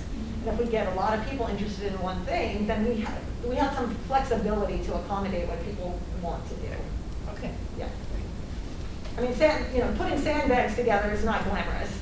But, if we get a rain and a mudslide, we can have a lot of people that are really interested in coming out and making sandbags for us. So, those are the kind of things that we have in mind. Like the cleanup last year. Yes, After the Woolsey exactly, fire. exactly. Anything else from the board? Ed, thank you for the compliments. The idea came to me because I visited Atlanta, Georgia, and I wasn't there specifically to see the museum, but that was a part of it, obviously, while you're there. And there's actually 2 museums in Atlanta, Georgia, close by each other. And then there's also the church they preached at as childhood home. But there's the Government Museum of Civil Rights, and then there's the Family Museum where Coretta Scott King and Martin Luther King are laid to rest. And it's their family's mission. Like, they're not asking us to take a day off, but like, if we're going to continue his legacy to serve each other. So I appreciate all the work that the staff did in it, and the flyer looks really good. Anybody else? This is not a voting item. This is just if there's any further input, right? Just consensus that this is the direction you want to go. Right. And so I think the only thing, again, hats off to Brian for bringing it up, the staff for your work, and on the Earth Day recognition, just bring it to the whole board rather than just 2 individuals. And I do have Go I was holding off until we finished Martin Luther King discussion.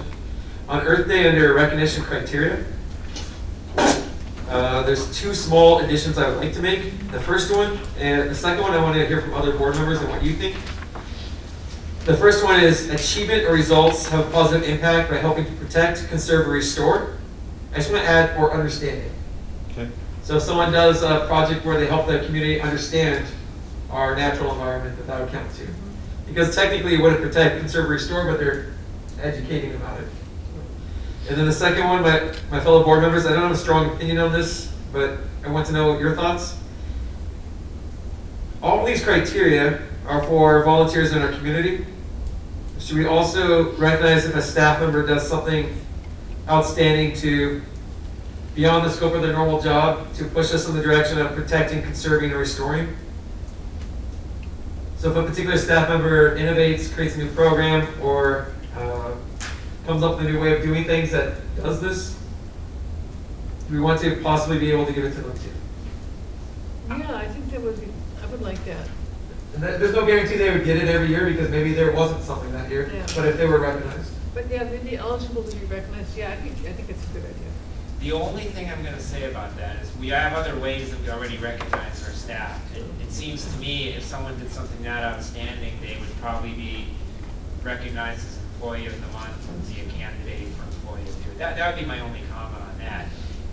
And what I'm okay either way. I don't have any strong opinion. But if you start incorporating, again, I don't have a problem with multiple awards any particular year or anything like that.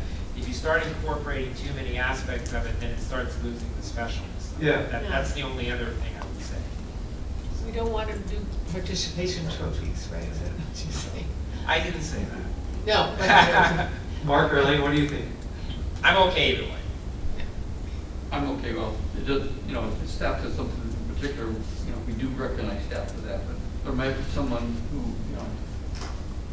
doesn't do above and beyond normal, that we thought that person would deserve, it should be okay. Relative to the topic of environmental. Yeah, type of it's stuff. just on that top. Yeah. So Ed, to match what you're saying, because I agree with you, what if it was this? It's a possibility for staff, but we're not going to go looking to hang one out, but if there's something that happens. I'm okay with that. I was just giving kind of. But I agree with you, the goal shouldn't be to see how many awards we get off. Right. That's it for me. Okay. Anybody else, anything? All right, so I think that concludes,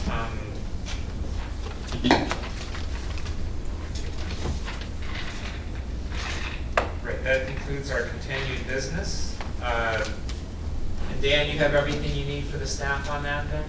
Yeah, with the board's pleasure, we'll make the changes Brian suggested, and we got consensus on moving forward, and okay, so we're good. Okay, and then, and the awards will be brought to the entire board? Correct. Okay. All right, number 10, written communications of note, anybody?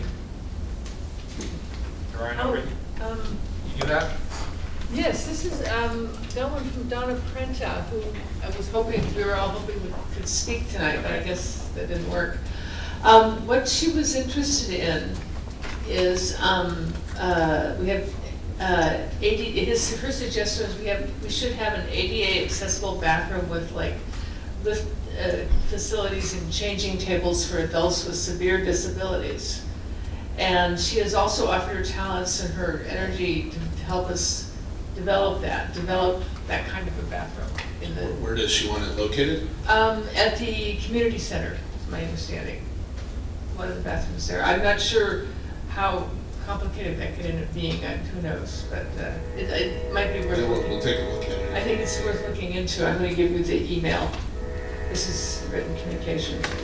I was hoping that she would be on Zoom tonight, but yeah, this is sent to Brian and myself, so. I mean, just know that we are ADA compliant, so it Yeah. sounds like she wants some kind of enhanced ADA compliance, and we can look into that. So. Okay. I think she sent it to. Great, I'll pass that on. Okay, anything else on communication? No? All right, we'll go to reports by board members. Kate? Yes, I all I had was the Veterans Day ceremony on the 11th. And I think under the circumstances, I think staff did a great job on figuring out the social distancing and the precautions we had to take. I'm glad we did it. I think it was really important that we do it. And regardless of what happens in the future, I think we should continue doing it. It was great. That's all I had. I agree. Brian? A community member contacted me, her name's Eileen, about lights at Rancho Tapo Veterans Park, the Veterans Plaza at the park. She mentioned that the lights aren't coming on at 7:30 or so, and it's already dark, daylight saving time. And that's separately, those are the tall lights. Some of the lights on the pedestals seem dim, but I understand they're kind of designed to be dim a little bit anyways. But her bigger concern was safety with the tall lights she said wasn't coming on. I haven't had a chance to get out there at 7:30 at night to see if they're on yet, but that person did contact me. And then Donna Prenta did mention, as Kate mentioned, that possible upgrade. And I talked to her about that upgrade and many others, and she said, you know, maybe a good idea would be a advisory committee of community members representing different parts of the community with special needs. Not to say everything that we could do, but maybe a priority list. Yeah. Like, we couldn't do it all at once, there's not enough funding for that, but maybe they could come up with a list for it.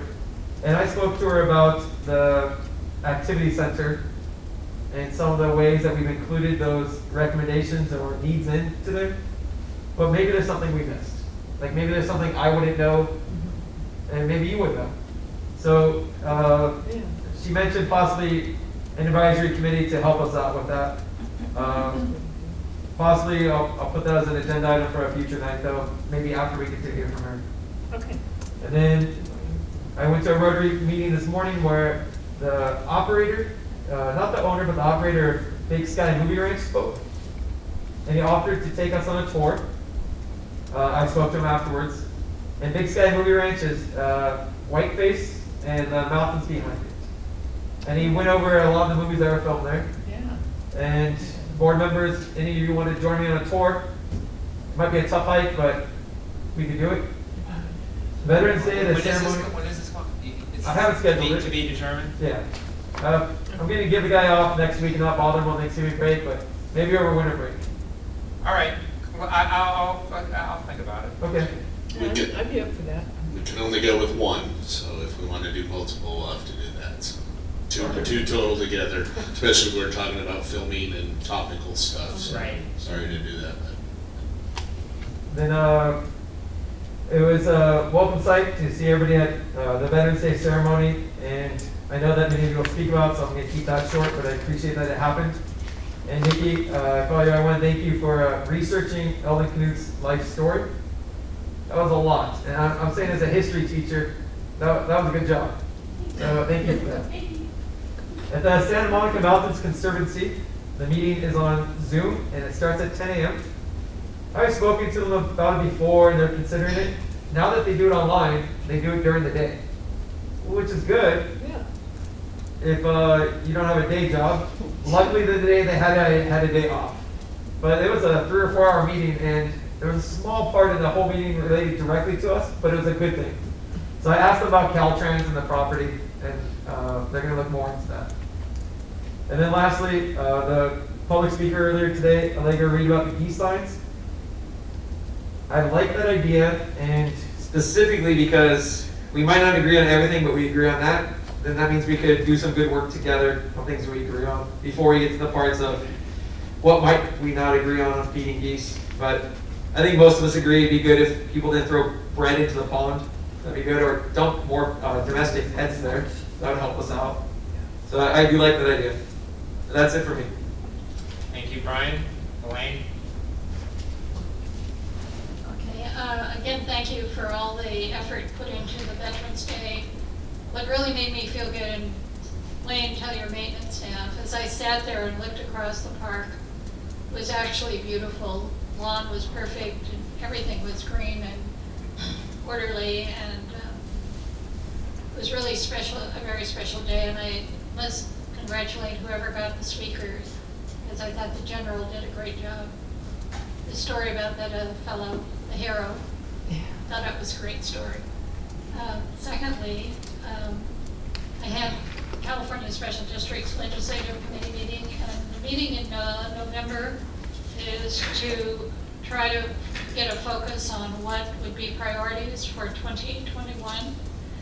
And it's anticipated because 2020 was bogged down with COVID. There were about 1/3 of the bills. That this next year is going to be really, really busy, focusing on housing and impact fees, those kinds of things. But we have the priorities for our climate adaptation, wildfire resilience, and then the Brown Act reform. There is some things coming down on the Brown Act and how to deal with COVID, because it's not clear if you're doing everything telephonically, how to make sure you're in compliance with the Brown Act. So that there's legislation on that. Developer fees, including RMB, financial issues extending from COVID, revenue protection, including property tax and cap and trade funds, extended producer responsibility product stewardship and water quality, local rate setting authority, cutting the green tape and other regulatory streamlining, push for federal recognition and revenue opportunities, and unfunded state mandates, including related to climate change. Those will kind of be the focus. I mean, you get 2,500 bills, the staff has to be able to zero in on, they review them all, but they zero in on those that are the subject matter. And I will say that I met out at the duck pond on the east. And one thing was really clear to me is that our signage is very poor in terms of telling people not to feed the ducks. And I've talked to Dan about my observations, but I did stop 2 people out there. They had bags of food.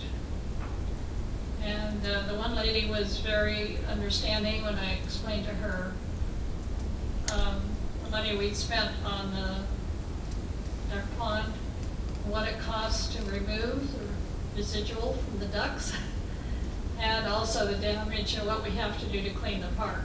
And the other lady was not quite so understanding, but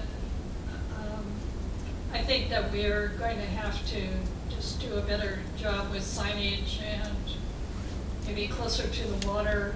I don't know if it'll make a difference, but I've talked to Dan about it. Anyway, that's my report. Mark? Your ducks are gonna be a problem, the geese will be a problem. I was out there more than once talking to my grandson when I go see him. And that's gonna be a problem we've always had, guys. We've put signs out there more than once. Wayne's guys have put signs out there, so it's something that the board's gonna have to really try to find out what you can do, because those ducks won't go anywhere, and the geese definitely won't go away. You know, when we shut down the lagoon, remember, they all went to the wash, and as soon as the lagoon got put back to the water, they all came back. Because that's gonna be a major problem for you. So good luck with that one. We've tried on, for as long as I've been here, we've tried to do something about getting rid of the geese, and it just keeps getting more geese. So the vet thing was very nice. Compliment staff again from all over the board. I notified CRPD that they'll have to be selecting someone for my position. That position will become open. Matt doesn't know when they'll be able to. They'll notify you about that, so that you can keep informed what's going on with them, and special districts down across the entire state. So because park districts are being hit. We are an exception. For those who are out there, we are a very, very big exception. There are 5 or 6 general managers who are looking at moving almost everybody. Smaller parks that are less than $2 million overall, they are closing everything up. They just can't stay open. They are looking to the larger park districts, ours, TO, and some of the other ones, as an example of what can they do and how are you doing it? I explained to two of the general managers, well, we do have a advantage. We had money in the bank that we had banked on. We're an exception, guys. There are 13 park districts out there that I know that are actually, their parking lots, everything is closed because they have no money to pay anybody. They can't run any programs of any kind or get any money whatsoever. So just so you're aware of that, you know, we're extremely fortunate for, and I make the comment to staff because you're the reason why. The board, we do our little thing up here sometimes, but Ken, Teresa, Wayne, Tracy, you guys are the reason why we're where we're at. You're the reason why we are doing things we're doing. We just take a small piece of time up here for you. But congratulate everybody out there. I will be trying to do that in the next 2 weeks or so going around, but thank you guys, because you're the main reason we're doing as well as we are. Because people up and down the state that I've talked to in the last 2 weeks are really, they're hurting very badly. That's all. Thank you, Mark. So I'm going to start off with, we had received an email before our last meeting. I probably would have commented on this at our last meeting, but I probably would have been furious at the time. But I didn't check until the next day because I don't check my emails that often. And I just want to say, Tracy, you know, over the years, I've really come to appreciate and admire you, and you've kind of become a favorite of mine. I wore green for you tonight. But I want to say, I mean, you know, you still have a couple months for this to end on a good note and make up for it. But what a debacle on the Copperfit Brett Favre thing. I mean, but just so everyone knows, I think if you got an email, we had the commercial, nobody let me know that Brett Favre was in town. I have pictures with them. Well, when I did the Zoom meeting from home, Brian, I've got a fat head in my office. It's called the Packer Room. With Brett Favre probably was as easy to see it, like Brian Pierrick pointed it out, at that one meeting that I did from home as I was. So I don't have any pictures with them. I'm just anyway, I'll somehow get over the heartbreak. But, Veterans Day. Well, first of all, I'm going to take partial credit on what Elaine mentioned about Colonel Spann. He and I had spoken at a couple of the same, I believe, the Veterans Day, one of the Veterans Day events, and also then the opening ceremony of the AV Memorial Wall. So I had become familiar with him and chatted with him. And one of the times when I was sitting in Carolyn coming up on this Veterans Day, you know, we kind of talked about the circumstances and how it's more important than ever to get this Veterans Day going. So I sort of really nudged and pushed Carolyn, you know, we got to get Colonel Spann, But she gets most of the credit. I just made the suggestion, she got it. So, but he is just a terrific speaker. And I'm going to echo what everyone else said. Every year I say the same thing. Veterans Day is the most important event, but this year was really more important than ever that we actually pulled it off. And so to the entire staff, to everyone involved, on behalf of the board, on behalf of the veterans, thank you for putting it together. It was awesome, and it was just a great thing. So thank you everyone for that. Absolutely. There you go. So anyway, that concludes my board member comments. We will be in a brief recess to prepare for closed session. No? Oh, I'm sorry. I skipped. I'm sorry. No, we're not. We're not in the recess.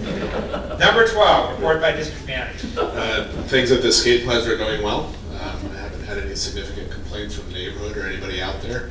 Our staff's done a great job, and we'll continue to stay close to the ground on that and react when we can. But it's been going very well since the last time we met, so that's good, and I'm glad we've kind of got that tone set out there that we wanted.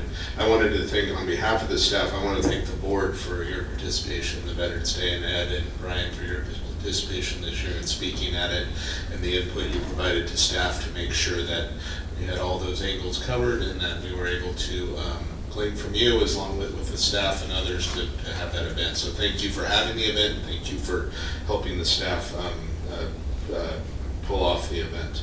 Employee holiday activities, we will not be having our employee holiday party We're in discussions about some kind of virtual recognition of the employees or recognition of a holiday with maybe some, we usually do the gifts and the raffle and maybe a hot cocoa station with some, holiday candy and things like that. But we'd invite the board, maybe we'll set up a time to invite the board to come in for that as well. We usually do the Employee of the Year at that time. The chair has suggested we do that as a part of a meeting, probably on December 3rd. So we'll be transitioning that announcement from our holiday party to a board meeting, which will be special.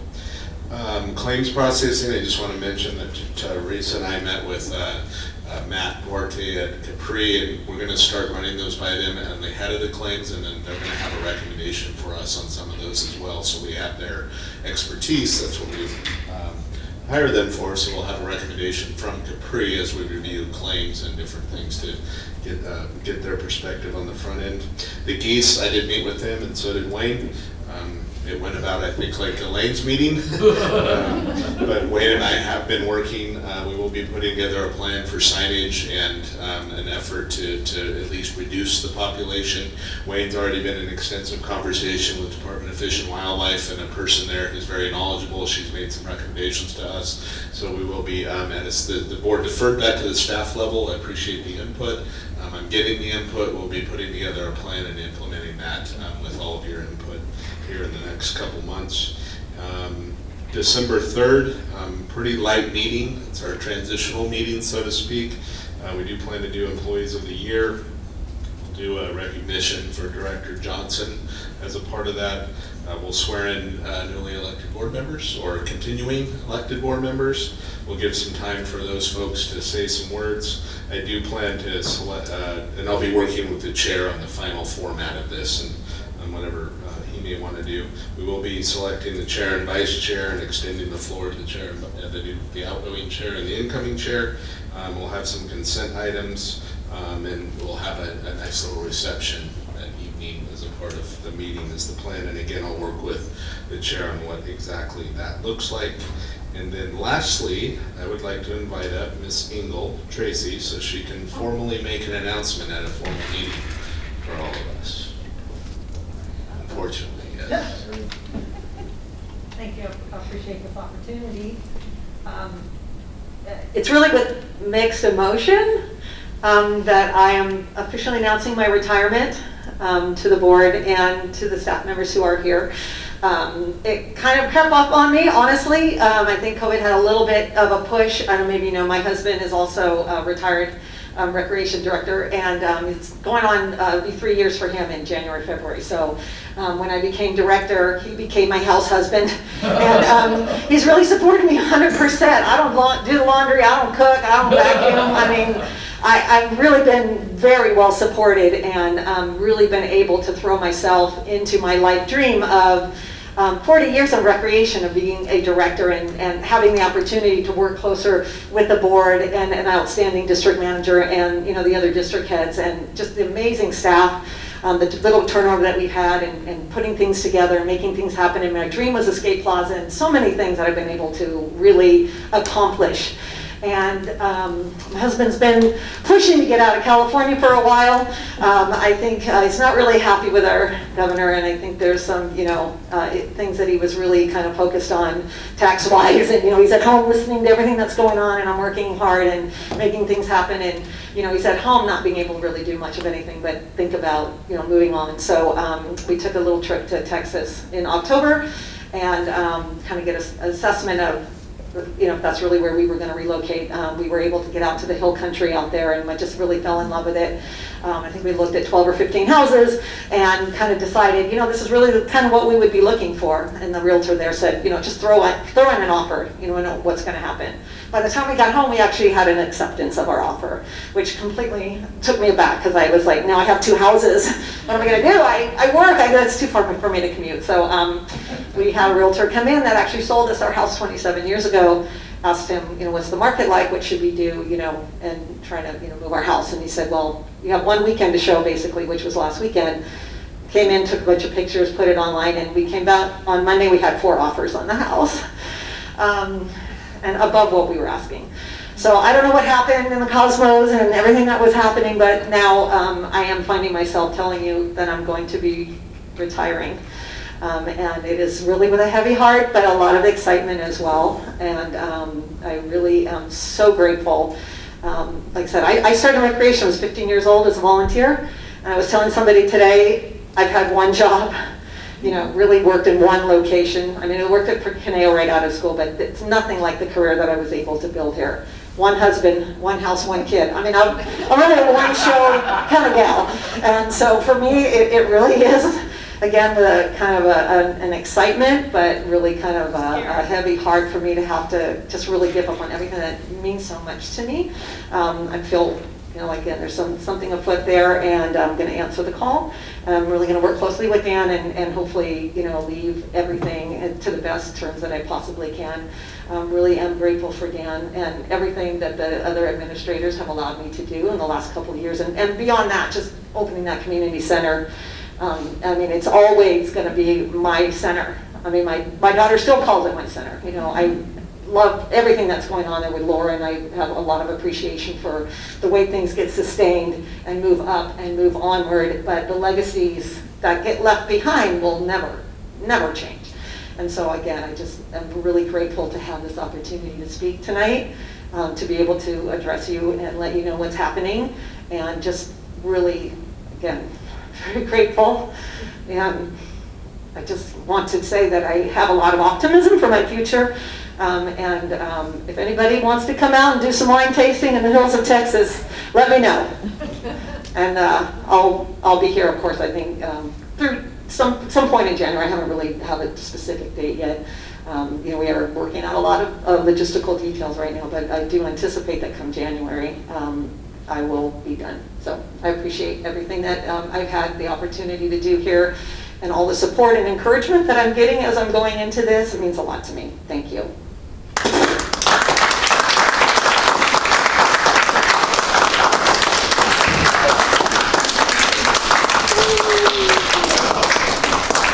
It's showing the dark side. We will have a recognition and celebration of Tracy's retirement before she leaves. So. Great. All right, we are in a brief recess to set up a closed session. I'll be right back. Okay, we are back in regular session. There is no reportable action from closed session. There are no other items on the agenda. We are adjourned.